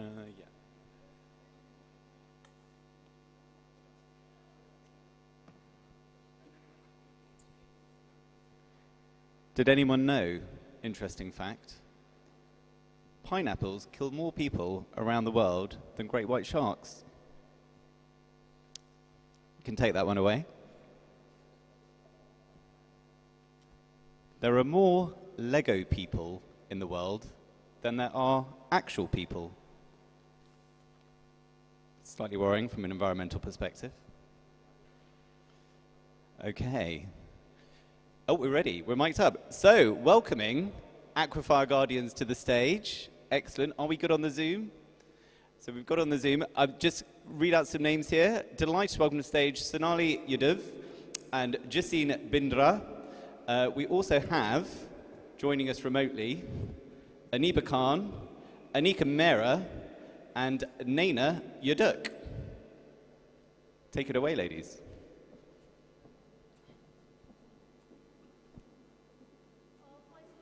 We would like to acknowledge the presence of our virtual members, Anika Mehra, the team leader, Aniba Khan, the research associate, and Naina Yadav, the team member. These three members are not able to present here because of visa problems. Now we'll begin. Water is a precious resource. It's time to conserve, it's time to enforce. From the mountains to the seas, water is vital for you and me. Don't waste it, don't let it run. Save every drop, one by one. With these beautiful lines, today we, Aquifer Guardians, seeks to shed light on the urgent issue of water scarcity. This global concern is rapidly escalating, highlighting a critical disparity between the increasing demand of this vital resource and its limited availability. The recent floods in Delhi vividly showcase the immense power of water and has motivated us to dwell deeper into finding solutions. Witnessing plight of farmers and the vulnerable community is in desperate need of clean drinking water deeply saddened us. This does not only affect basic human needs, but is also an indirect factor of food security. Thus, this is a pivotal issue that needs prompt action and discussion. Floods worsen water scarcity by interrupting access to clean drinking water. We therefore propose an ecological predictive model to tackle this challenge. This model does not only prevent future floods, but also prevents those affected, particularly IDPs. Its primary goal is to predict natural disasters, demonstrated by the impactful Western Ghats Ecological Expert Panel report in 2011, which shed light in 2018 Kerala floods in India. Insights gained from these predictive models will serve as a basis for future measures. Moreover, they assist in planning water distribution and conservation efforts before and after the flood, mitigating a stronger response for alleviating the problem of water scarcity. Now, talking about the working of a project. Firstly, data collection and analysis. In this step, the widely data would be collected to understand environment comprehensively, including historical weather patterns. When the data is collected, the globally organizations like WMO will oversee this process, and subsequently, the collected data will go under analysis, which will be done by the IPCC. Secondly, risk assessment and warning systems. Once the information is analyzed to evaluate risk, this crucial data is relayed through warning systems to relevant authorities. By integrating this predictive model into water resource management strategies, governments and organizations can mitigate the problem of water scarcity. It is essential that we focus not only identifying the root cause, but also examining the contributing factors to solve the problem comprehensively. Water scarcity significantly impacts on women and children, forcing them to leave their homes and become climate refugees or be displaced in their own country. Simply by addressing water scarcity won't necessarily bring back these refugees, particularly the vulnerable group like women and children. Therefore, we suggest allocating an additional 5% of the annual UN budget to make a dedicated fund for climate refugees, specifically catering to women and children. In this, they would be sending food and water to resettlement camps, and also initiatives supporting self-reliance, education, and return to country of their origin would be fostered through this fund. Implementing regular checks on this bank would ensure proper allocation of the funds and prevent misuse. This checkup would be done quarterly, and reports would be submitted to the working group. This initiative not only prevents the cause of water scarcity, but also affects it produces. We all are aware of the drip irrigation technique, where fields are irrigated through a network of pipe and water falls drop by drop near the soil of the roots, therefore leading to less wastage of water. The problem associated with this technique is that farmers usually don't get to know about the water level requirement timings. That is when the plant needs water and when the plant has sufficient amount of water. But we, Aquifer Guardians, have come up with a solution of bioflog drip irrigation technique to tackle this challenge. We start with practicing rainwater harvesting, through which we collect rainwater in an underground tank. This rainwater is rich in minerals and is therefore used in drip irrigation, hydroponics and gardening. Rainwater is first transferred into a tank having red tilapia fingernail fishes in them. Thus, by following our idea, farmers can also practice pisciculture at the same time. Bioflok, which is a bacillus bacteria, is then added to the water tank, which releases oxygen and fulfills 20% of the oxygen requirement of the fish, and also the fish dung is converted into fish food, which decreases the food cost of the farmer as well. The fish tank from the fish tank is extracted using a pump and is then transferred into the storage tank. Here, many farmers throw away the leftover water as it has high level of ammonium. Thus, we have come up with the solution of nitrification. Nitrification, Aniba, could you please go ahead and explain the process of nitrification? Sure, Sonali. Nitrification is a process through which complex ammonia is converted into simpler compounds of nitrogen, such as nitrites and nitrates, and ultimately nitrogen is produced, which synthesizes the proteins. This slug and the protein synthesized is highly nutritive, which makes soil more fertile, leading to higher yields. Aniba, why are we doing this? And when is the nutrient-rich water be used for? The nutrient-rich water is then used in drip irrigation, hydroponics, as well as gardening. This water is rich in nutrients and therefore it leads to higher and better quality yields. Now, to tackle the problem of water requirement timing of the plant, we put a moisture detector in the soil to detect the level of moisture contained in the soil. The moisture detector then sends a signal to the processor, which sends a signal to the controller, and the flow of water starts through network of pipes, and water falls drop by drops on the roots of the plant. Hence, the water is only required when the plants need it. Also, since farmers are practicing agriculture and pisciculture at the same time, they can earn more profit. Now, talking about the maintenance, farmer has to do 3 things 3 times a day. Firstly, maintaining the pH level of the water, which should be between 6.5 to 8. Secondly, maintaining the oxygen level of the water, which should be between 7 to 8 ppm. And lastly, maintaining the temperature, which should be between 27 degrees Celsius to 32 degrees Celsius. And in times of winter, a heater will also be established. Now let's come up, how will this be beneficial? Firstly, providing a farmer a way by which they can turn fish dung again into fish food by using bacillus bacteria, biofloc, which will reduce the cost of feeding food for fishes. And secondly, it would also decrease dependency of a farmer on a single source of income, which is mostly seen in countries, that is eager agriculture or pisciculture. And also, we are giving them a way to convert fish dung into fish food, which would also reduce their cost. Justine, do you know technology has advanced so much that even a farmer can check all the necessary requirements during a web application app? No, Sonali, how is that possible? Well, yes. Technology has advanced so much that therefore we are under process of developing a web application to monitor the production and the functioning of the system.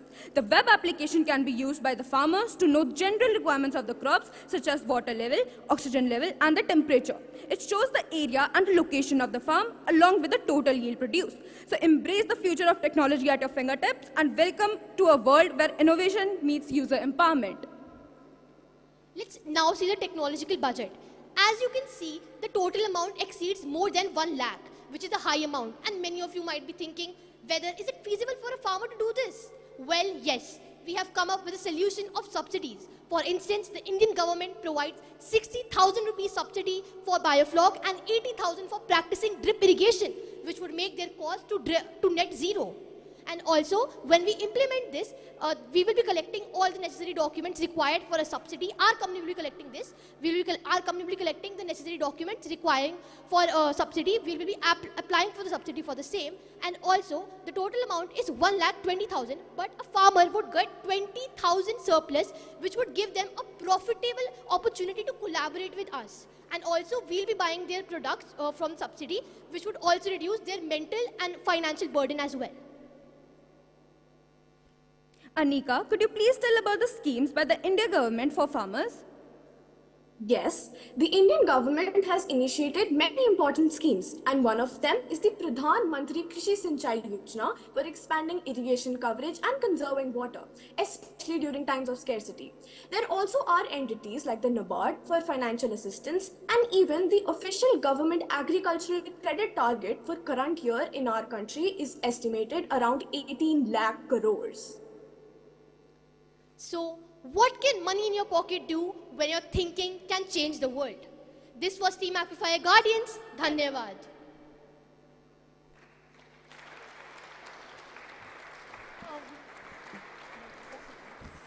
We would like to introduce the team members. Anika Mehra, the team leader. Aniba Khan, the research associate. Justine Bindra, myself. Sonali Yadav. And Naina Yadav. And our teacher, Anu Mehta. Thank you.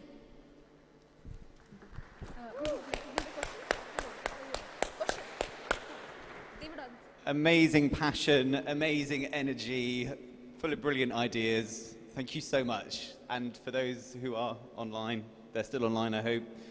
Right, we've got time. Who's going to ask the questions now you guys are on stage? I don't know, let's find out.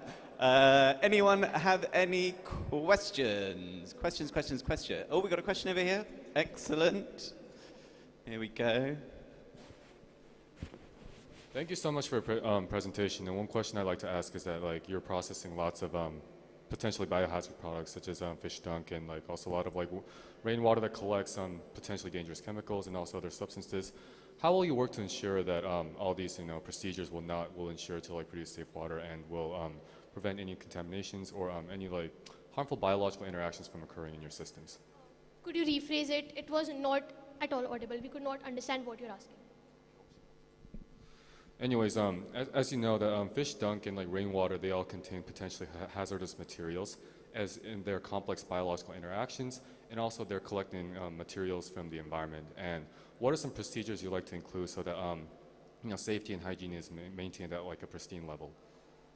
All right. So, we are adding Bacillus bacteria, which is biofloc, which is a part of the Bacillus bacteria family. Now, what does this bacteria does is that basically when the fish dunk is produced, it contains 20% extra oxygen. Thus, first the oxygen requirement of the fishes is completed, plus the nutrient it provides, it converts fish dunk into fish food, which is hence beneficial. Yeah. Also decreases the cost of the farmer for buying the fish food as well. So we are overall decreasing the budget as well. Excellent, nicely handled there. Any other questions? We've got another question over here. Oh, I think this hand was up first, then we're going to come to you straight afterwards. So first of all, thank you for your presentation. I just would like to raise a very simple question about one of the mentioned about the UN Women's Parts, receiving the support from there. And I believe that the UN body that you have mentioned focuses on how the women's and men's rights and how the social society, the problem within society.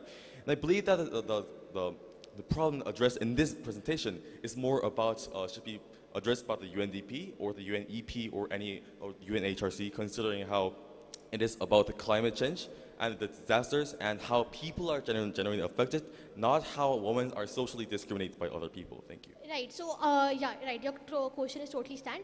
So as you said that this women problem should be addressed by the UNHRC, the Human Rights Council. However, you need to understand that women are part of climate change as well. There are UNEP discussions, there are COP28 discussions based on women related to climate change, because women are majorly impacted by climate change, and considering the fact that they do not have representation at a global level to address their problems. So they do understand their problems at the ground root level, and they do not have representation. And also she'll tell you how women is related to climate change. So delegate, you need to understand that there have been many discussions about the women, and women plays a vital role when it comes to climate change. First, as mentioned in the fertility, refugees, and second is the reproduction system, which women faces a lot of loss in. Thus, we think that women plays a vital role, and it should be discussed at a global level. Right. Nicely handled there. Great answer, great question. And we've got another one here. So, if I understood correctly, one of the target audiences for your project are farmers, right? Could you please rephrase it, please? So, if I understood correctly, the target audience for your app would be farmers, right? The app would be for farmers? Yeah. Yes. And so, how will you make sure that they are able to use it, since they often come from poor economic background? They're what? They come from poor economic background. Right, so if you see the cost of a minimum smartphone, that ranges from 2,000 rupees, the Indian currency, which is not at all a big cost for a farmer to afford, because they earn 1 lakh per year. And we have estimated that affording a 2,000 rupee phone would not be difficult. And also, if it is difficult for them, our company will be providing the phones as well. Great, okay, great question. Excellent answer. Any more questions? We've got a judge question. I know you guys are full of questions. Or just a judge's reflection. I know we like to have a bit of a reflection over here on the teams. I'm looking at you there. Any more questions? I think we're through with questions. I don't think anyone's got a question. If anyone's got a reflection, Juliana? Maybe a reflection and question. I mean, I really like, you know, the approach that you have identified of solving two problems with one solution, which is absolutely amazing. How do we, you know, guard our water sources, and at the same time, how do we create innovative farming solutions? So absolutely fantastic. Also, congratulations for making it work. It was not easy, you know, with half your team being online. So I think you did a really great job there. One question I have: you already talked about you're already prototyping this solution at your school, right? Ma'am, actually, we came all over to India, so it was not possible for us to carry the prototype, but we have the video and the photo, which is not included in the PPT, but we have the bioflop, the whole prototype. We have the prototype photo with us. If you would like to see it, we'll bring it to you. This is fantastic. I was just wondering, and also, sorry to interrupt you, also the whole process of the biofloc Adeno technology is already being practiced in our school. So it's like a on-ground prototype as well, and also a smaller prototype to show you, but it was very difficult to carry. We really wanted to carry it, but it was very difficult. I completely believe you, yes. And you showed us some pictures already. I was just wondering, in the process of working on the prototype already, what was like some of the greatest challenges that you identified when you want to scale up the solution that are maybe of behavioral nature? You mentioned you need to get the farmers on board, needing to do these three things. What have you learned from the process of working on the prototype? Yeah. So, ma'am, first let's talk about the web application, which is related to the prototype. Now, in the web application, what we find is that India is a multilateral country which uses multiple different languages. Thus, we have right now it is under the process, and we have 3 different languages right now in the app, which is Marathi, Hindi, and English. Apart than that, in the prototype, what we find it really interesting is that usually farmers, when they practice pisciculture, what they do is they put, can you please hold it? Yeah. They put the fishes in a tank where it is dark and sunlight is not coming. Thus, our company will provide us with the tanks which has direct sunlight coming, and the water is being transferred directly to another tank, which is the storage tank explained in the PPT. Ma'am, just would like to add it to the answer. The problem we found that was the problem of regional languages. We need to focus on languages that many farmers would have different language, and there is no common language, so we need to develop a language. Also, we found out that there were crops, like there needs to be different levels for crop, like the pH level, the oxygen level, and the temperature, which is different for every crop. So we have made a way through the web application that we would not have to send engineer to every field to change the moisture detector and everything, which would be done by the app. So these are the challenges we found that, and we would be addressing this with the app prototype once it would be out. Excellent. Well, very well handled there. And I think that's it for questions from the group. Oh, we've got one more. Here we go. Well done, great. It looks really and shows that you did your job in a comprehensive way. The only thing that I would really love to know, regardless of how you identified the problem, what triggered you really to select this topic? And I believe that from your real life, I don't think so that it's just from the science base, because I could see the passion from your side and how you were dedicated, the way you also answered the queries with the full research and understanding the challenges that you went through. So what the real trigger that you really went for this topic? Yes, right. So ma'am, we were working on this model from the starting of the year in our school. But when we got to know about this challenge, we thought that this our model at a global level so that it is implemented. So we would like to thank you guys for giving us this opportunity. And secondly, you would like to... And talking about the how we got to know about this, so the teachers called out, and that was the moment when we felt that this project, which we were working over from the starting of the year, we thought that this would be the best opportunity to present it and take opinions of other persons to implement it at a global level. And considering that India is a country where 80% of the population is doing agriculture farming, it is a very essential issue to discuss on. Also, there were floods in India recently from the past few months, which also motivated us to choose the problem of water scarcity. And both of us have been doing MUNs in which we rarely see the problem of women, water scarcity, climate change as a major issue. So we thought that this would be the best topic to represent at a global level. Very comprehensive. That's fantastic answers. Some great questions there. I think you've survived the Q&A. That's excellent work. A big big round of applause. We'll do the first round. Amazing work.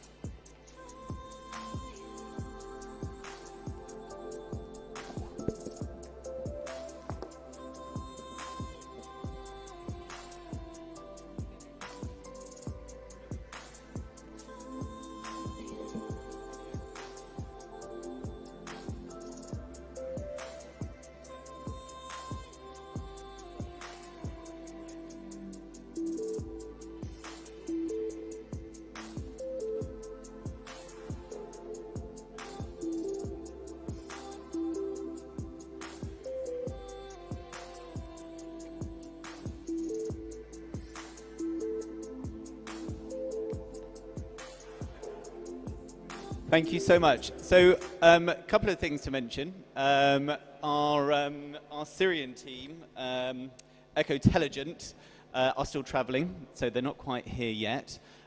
So the judges are going to stick around, but that doesn't mean you guys are welcome to stay, but also welcome to go. But before we wrap it up, we have 2 clips, and it's a reminder that there are people out in the world in potentially more difficult situations than we find ourselves in, who've contributed to this. We were really delighted to have entries from people in refugee camps in Jordan, in difficult circumstances, living in really tough situation, who have submitted. They didn't make it to the finals, but we were so pleased to receive those applications in. We really wanted to kind of capture their views and thoughts and share them with everyone here today, and just take a moment to think about the people who are really living potentially with those impacts of climate change as well. So we've got a couple of videos. They're only short, but if you'd like to give your respect to the people that made them and have a listen, that would be really great. Are we good? We're good.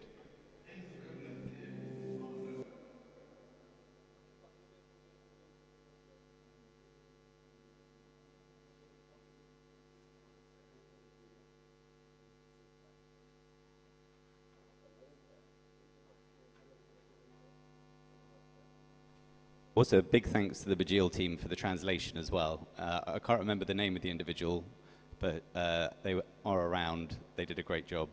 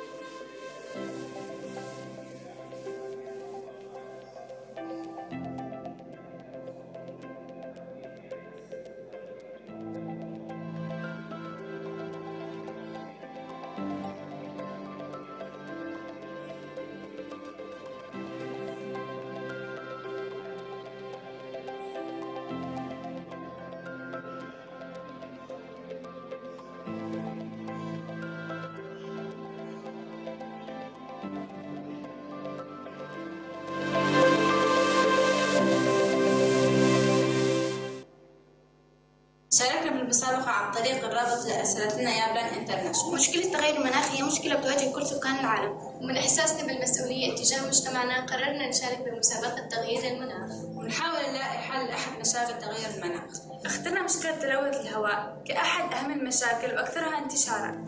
مشروعنا اللي أرسلناكم إياه بوضح تفاصيل وحلول لهي المشكلة.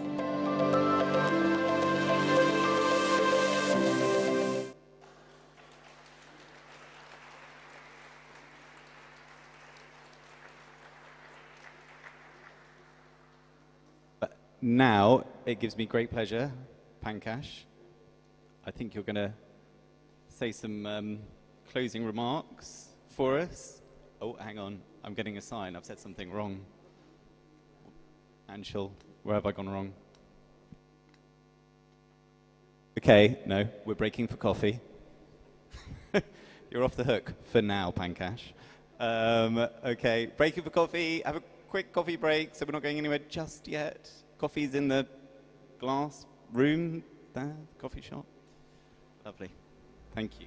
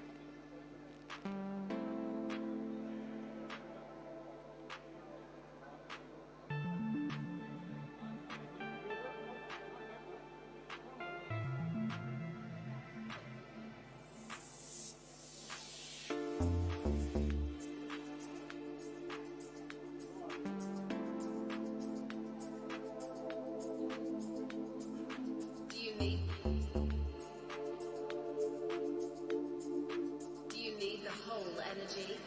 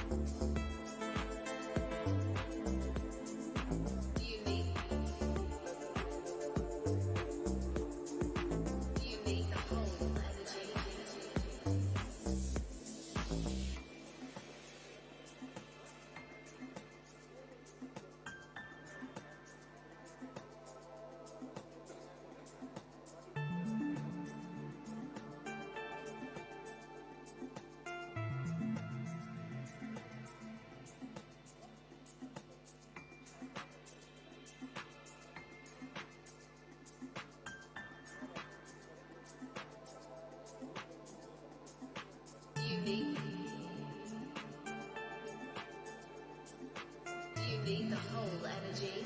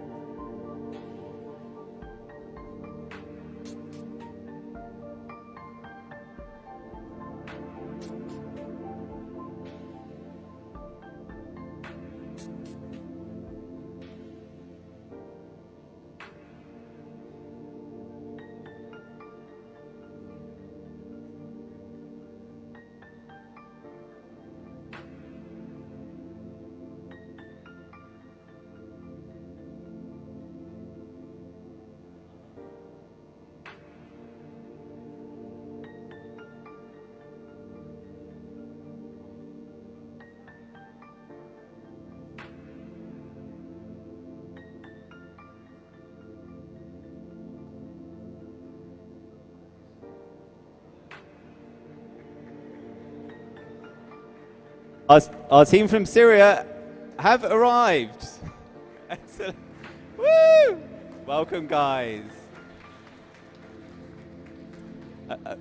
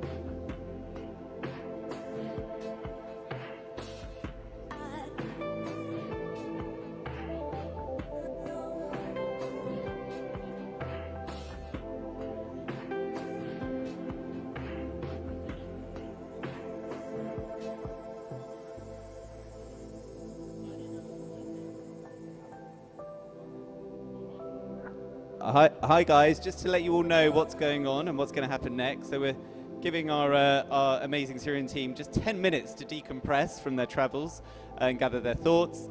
Then happily they're going to give their presentation for us to see, and then we'll have some closing remarks from the judges. So if you can hang on for another 20 minutes to 30 minutes, that'd be grand. Thank you so much.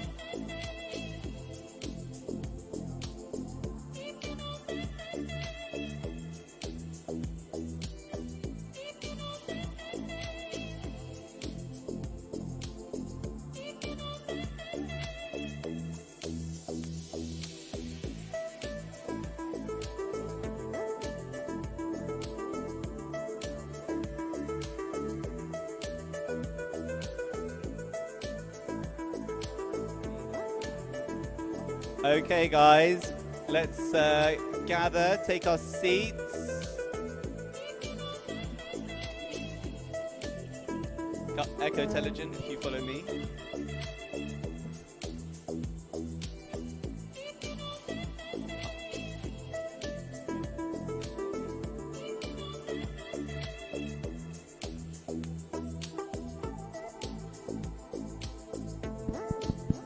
Hello.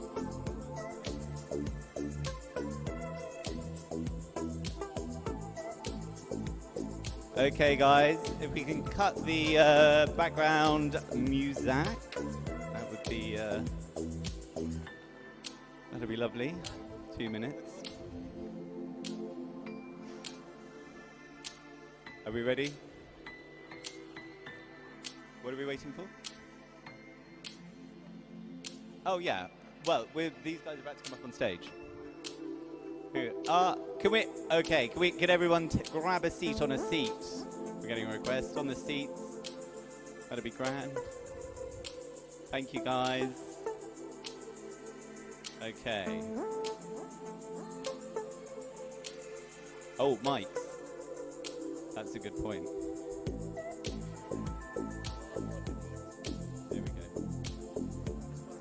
You got a mic? See there? You just switch. Got it. And a podium. Right. Okay. I think the chorus. Everyone with us? Full set of judges. I can see so much excitement. Gives me huge pleasure.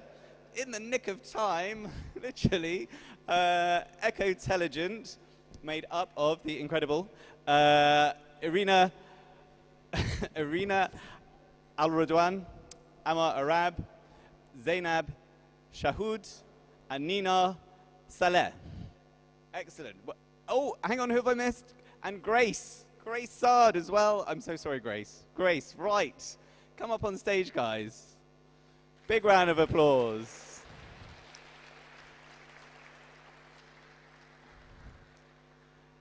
The stage is yours, and your slides are going to come on. There we are. Oh, have we got the popper? The ticker. It's on there. You should have a ticker. You've got the ticker? Excellent. So, there you go. You got it. Okay. Over to you, guys.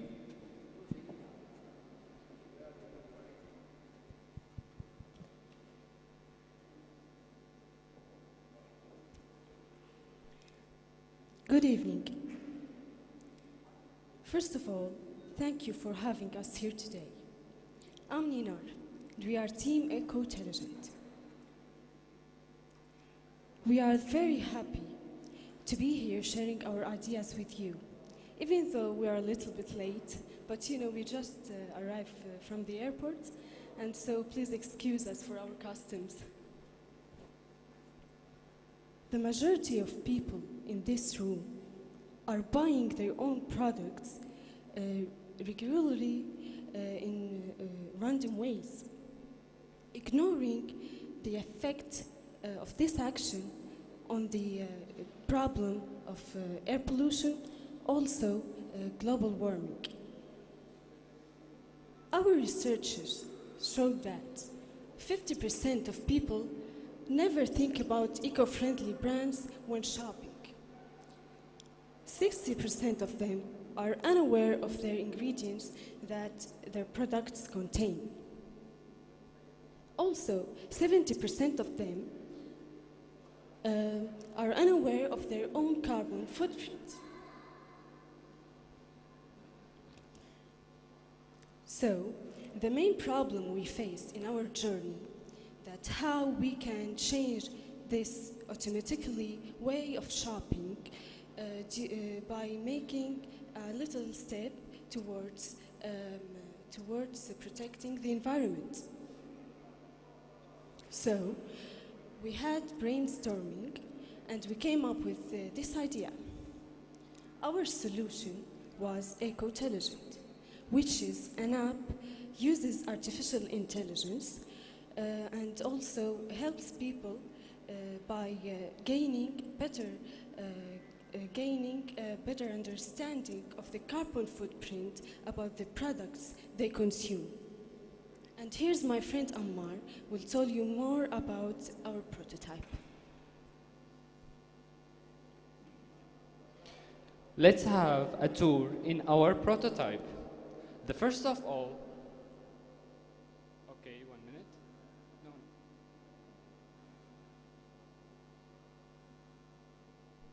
Just 1 minute.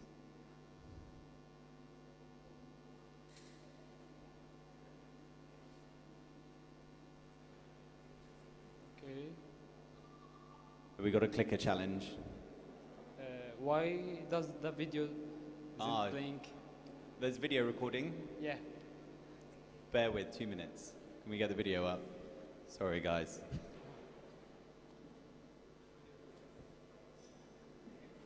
This has happened before today. You're not the first, don't worry. Hang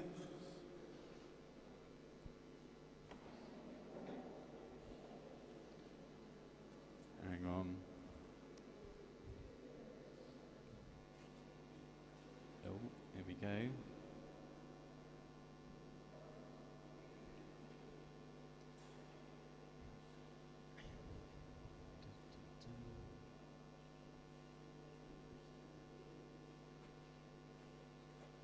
We're almost there.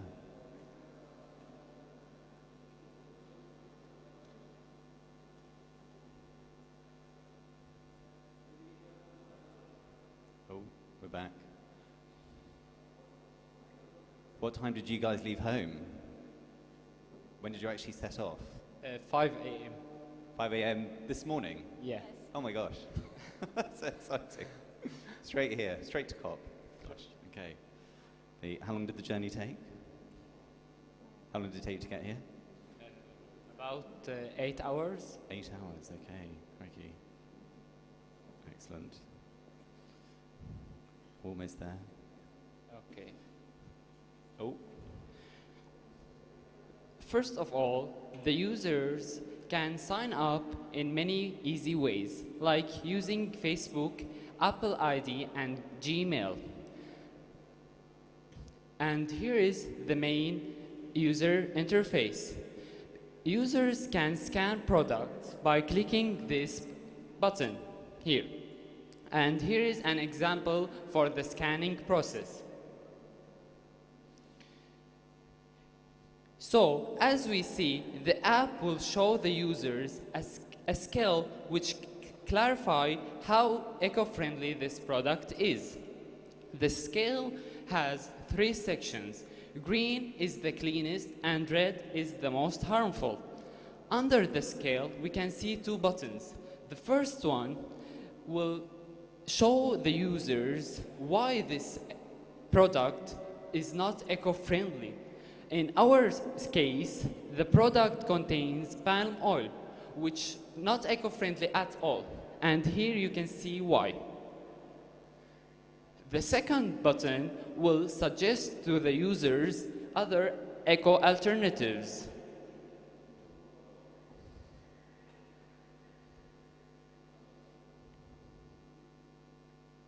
Back to home page. This is the marketplace where the users can buy and sell eco products, handmade, and Grace gonna tell you more about it later. In the leaderboard, the app will rank the users depending on how eco points they have. On the event page, dates for afforestation trips are organized. Lastly, in the profile page, the users can see their details about their journey in our app. And here's Zainab to tell you more about the details. Let's dive deeper in the details of our application. First of all, carbon emissions scale. Our application rates products whether they are harmful to the environment or not, depending on their carbon footprint. The interesting thing about this that it can be applied even in every supermarket bill. And this will alert people to the extent of the harm they are part of. For eco-points, in our application, Friends of Environment grant privilege by gaining additional points for every eco-friendly purchasing they make. These points will allow them to get discounts or free products. And this will be done by cooperation with supermarkets. For Eco-Leaderboard, because of the significant impact that a person has on a group, our application ranks users depending on their points. Thus, they will compete and to get more points and to be more eco-friendly. Just like that, the goal of our application will be done and spread widely in the community. For EcoScale, we made it easy, we made it simple. We classified the products in 3 categories: high, medium, and low. But the database the application depends on is extracted from verified sites like 2023 US EPA. It's important to mention that it was so hard to get this database, so we hope to ask factories for giving accurate statistics about products' carbon footprint. And here's a great Grace to talk to you about other features of our application. According to NCBI article, restoration of 2 million kilometers square of forests and wetlands would deliver 2 billion metric tons of CO2 mitigation per year. So we added a new feature. This feature is to arrange afforestation activities. These events have benefits on many aspects. Besides reducing COA in the air, such as obtaining crops that would be useful for other countries that are experiencing food shortage. But these events have to be organized by botanists who will decide the species that will be planted. As Ammar mentioned before, we are encouraging people to start making their own eco-friendly products and start selling them through our application. This idea came from our culture. Long ago, our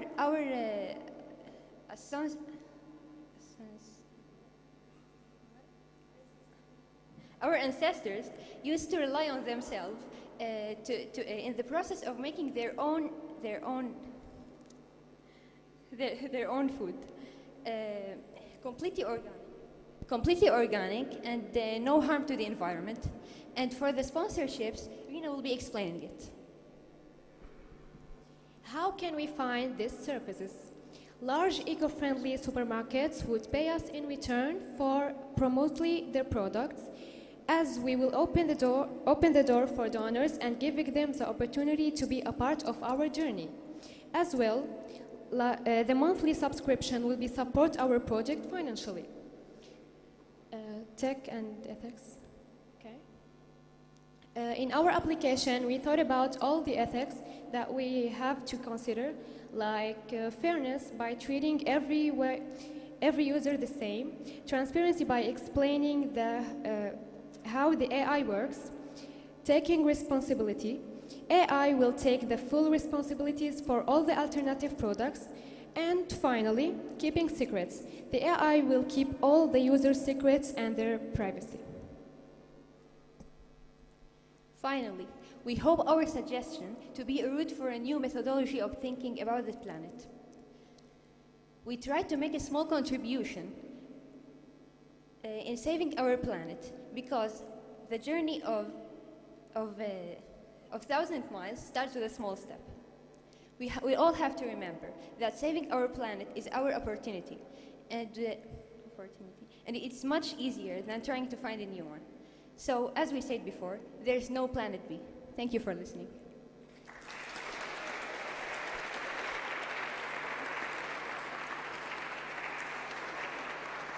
What a brilliantly realized display there. That was fantastic. Thank you so much, guys. And I really love Kabuto noodles.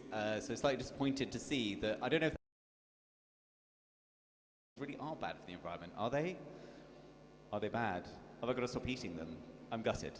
Okay, well, what you haven't seen is this is now the Q&A section. So we're just going to invite the audience and judges to ask you any questions you have. So if you want to stay where you are for 2 minutes, we've got some questions. We're going to start here and we're going to come over there. Okay, first question.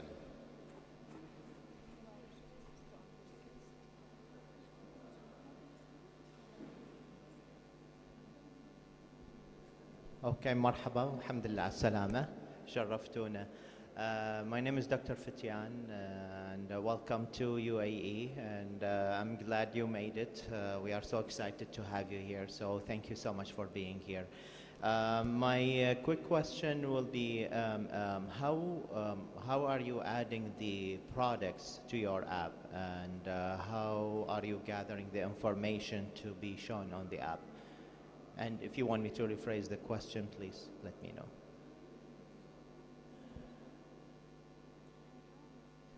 Simply, the user can sell products through us, through our application, by just take picture of the organic food or the eco food they need to sell in our application and put it in the right category and just tag it with a simple price tag and the users should consider to just give the others sellers the right information, not add more details to the environment. Okay, yeah, just the accurate ones. Okay, okay. Thank you so much. Thank you. A great question and very nicely handled, team. I think we had one more question over here. Yes, absolutely. Here we go. Here we go. Thank you. So your idea was brilliant, but you mentioned about using eco-friendly items. So, sir, what about the individuals who are not able to buy the eco-friendly items, as eco-friendly items are much of a higher cost than the regular items? So, please justify.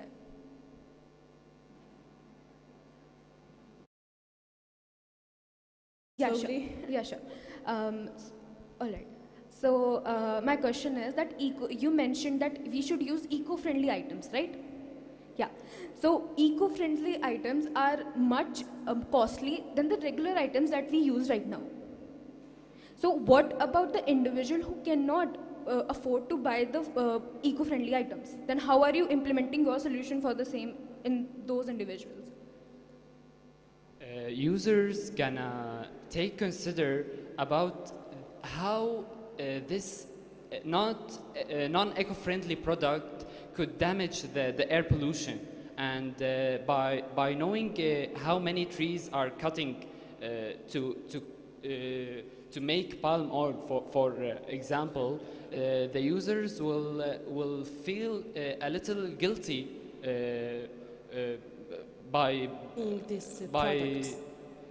buying these items. And the app will suggest a less harmful product.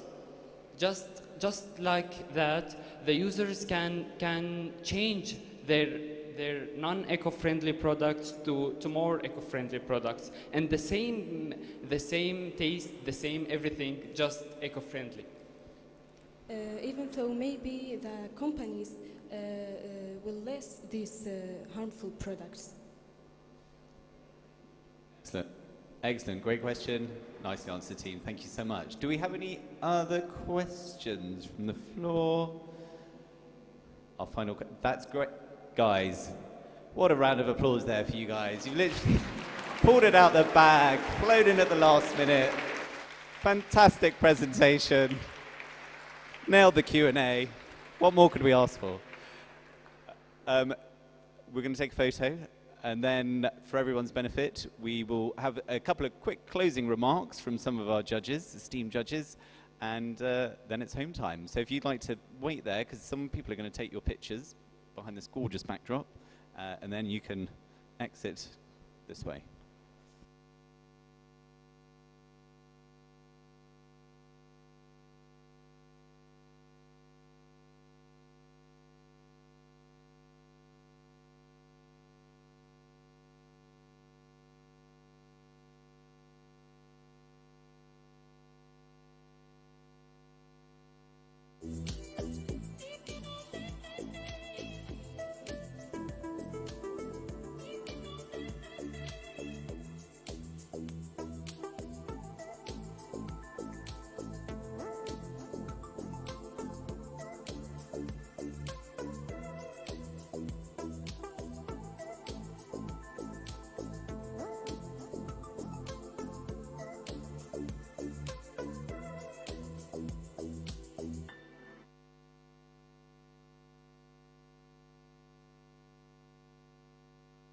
Hey, oh, that's great, we got that in. So, moving on to the next bit, final bit, we're very lucky to have a real University of Oxford professor with us. We have the incredible, the amazing Juliana Reinecker coming to the stage. Quick round of applause for Juliana, who's going to say some closing comments. Thank you so much. So as we've been gathered here today, at COP28 in Dubai. And COP28 also marks the first global stocktake since the historic 2015 Paris Agreement, where the world agreed to limit global warming to well below 2 degrees Celsius. And what we know is that we're not doing enough. And I wish some of these world leaders would have been here today to see your energy, to see your dedication, to see your enthusiasm that you're bringing to the climate challenge and to connected challenges to the SDGs more broadly. Because I think what we have seen today here is a glimpse of a future, a potential future that really provides hope. Because I really want to thank you for being here and for sharing your ideas, your projects, your dedication, your passion. Because if you're the future and our educators educating the future generations, I think there's a lot of ground for hope that we can tackle these massive challenges ahead. So I was really privileged to be here and witness this energy. And I know that what you've presented here today is only the tip of the iceberg that we've seen, because all of you, you are change makers, you are institution builders, you are entrepreneurs, you are role models for all of us. Because speaking to the teachers, I know that the effort that you're doing, changing the curriculum, organizing all these extracurricular activities, this takes a lot of time, and you need to work with a lot of other stakeholders to create wider change than in your classroom, with the stakeholders you're engaging as you're venturing out and creating these experiences, participatory experiences for your students. Also as you're kind of changing the curriculum so that climate change, the SDGs become part of it. And from our student side, I think we've really seen just really fantastic projects, from how mosquito-repelling fungi can replace toxic pesticides, how air purification devices that capture ammonia and carbon can turn it into fertilizer, how we can capture kinetic energy from highways, how aquifer guardians can also at the same time provide innovative farming solutions through aquaponics, and finally how we could use AI to increase consumers' climate awareness. And I think if we, if you're the future generation and you take this energy and take this forward, I think we can really be hopeful that we can tackle this challenge, which is really the biggest challenge facing humanity. So I want to really thank you for being here, for sharing this, and I really want to encourage you to continue this important work that you're doing. I know it's hard work, so I really hope that you'll be able to implement these projects, continue the work that you're doing as on the projects as educators, because it's really, really important work. We need you, the world needs you. So thank you very much for your work. Thank you also for Burjeel for enabling us, inviting us here today, and hosting us. It's been just a wonderful opportunity to be here, and I'm so looking forward to tomorrow. We'll all go to COP together and experience the event. And I think for me, whoever the winner will be tomorrow, I think we have seen 10 winners today. All of you did an absolutely amazing job, and we were truly so impressed with your work. So thank you so much.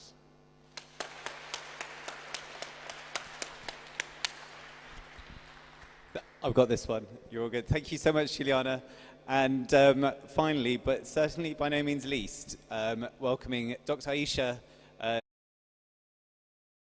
Burjeel Medical City, and our very generous hosts as well today. What a wonderful day it's been.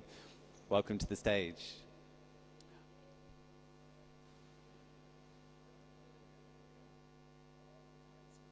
Hi.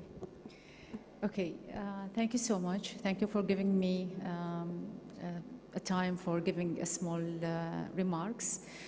First of all, from UAE, from the country who always welcome all the nations, opening their hearts and hands and accommodating and embracing all of you. Thank you so much. We are really honored to have you all here. Number two, I think this initiative's really made a kind of a legacy. I could see the vision of the Burjeel leadership when they really had bonding with the Oxford and Saïd Business International School for supporting our young generation. I foresee that we are having young leaders who will be the future, will be driving the history of the globe, and you are really tackling a very important challenge where the scientists are still thinking about it. You proved to us today you are not an iPad and iPhone generation, not at all. And here it is, our salute for our wonderful teachers, the teachers who raised you, who really embraced you and accommodated all your thoughts and ideas and pushed you moving forward to be here today. In our culture, or in our culture, we always say the teachers are the messengers of God in earth. And I think you really dedicated the wonderful from your heart to raise our students. We are really looking at you. Tomorrow you are having an excited day, so enjoy your evening for tomorrow. Thank you and wish you all the best.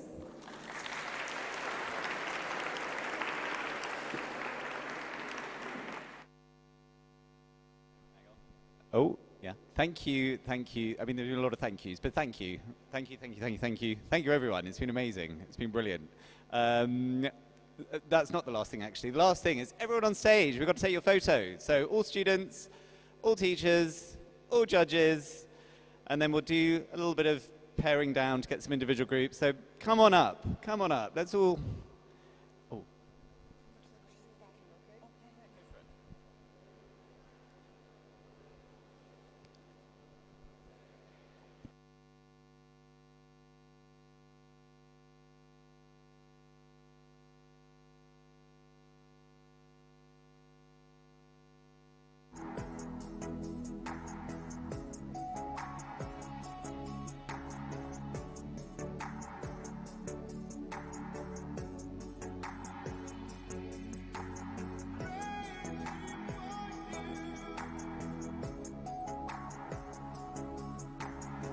Just while we're waiting for people to gather, some admin for tomorrow. It's not over yet. The big event is still to come. My gosh, we've not even peaked. We've not even peaked, guys. We've got to be in the lobby. Well, we're leaving the hotel lobby tomorrow morning at 10:30. So please be there at the very latest, 20 past 10. To be ready to head out. And then once we come back from COP, there's some kind of special performance happening right here by a musician. I'm not going to say, but I have heard of them. Like, they're a big deal. Is that right? Oh, he's Oscar winning. He's Oscar winning. He's got a great song. It's a song you'll all know. I'd sing it now, but I've got an awful voice. And I just couldn't get it right. But it will definitely be worth it, I think. I've built it up now. You're going to have no idea who it is. Okay, well, you just want to come and see. Okay, are we good? Can we start to shuffle onto stage? Come on up, don't be shy. Oh, okay, actually, probably a good idea to wait for that to move along. I think I said it was pineapples killed more people than sharks globally earlier. I actually meant coconuts, not pineapples. Sorry, I got that one wrong. Coconuts killed more people globally than great white sharks. So, there's a little fact for you there. Just a correction. Are we good? That's not a health and safety risk. Come on, guys. Let's get up here. Let's finish this for today. Okay. Oh, yeah, that's a... yes, good idea. So if we can have some sitting at the front. So... Or stand. Oh, stand. Yeah, stand. Yeah. So standing. We can have or sitting. Okay. Yeah. Okay. You got another. So guys, boys, if you could just shuffle along over here, just shuffle to the end, and then we can get another team to sit on this bit here. Dr. Aisha. Oh, okay. Well, oh, yes, there we go. Perfect. Okay, there we go. And if someone wants to take up this seat here, amazing. Okay. Up on stage, guys. I think if you got, well, we've got plenty of room, so if we can shuffle up a bit more. Have we got a bit more give at the end there? Get people over there. A few people upstairs, come up. Yeah. Okay.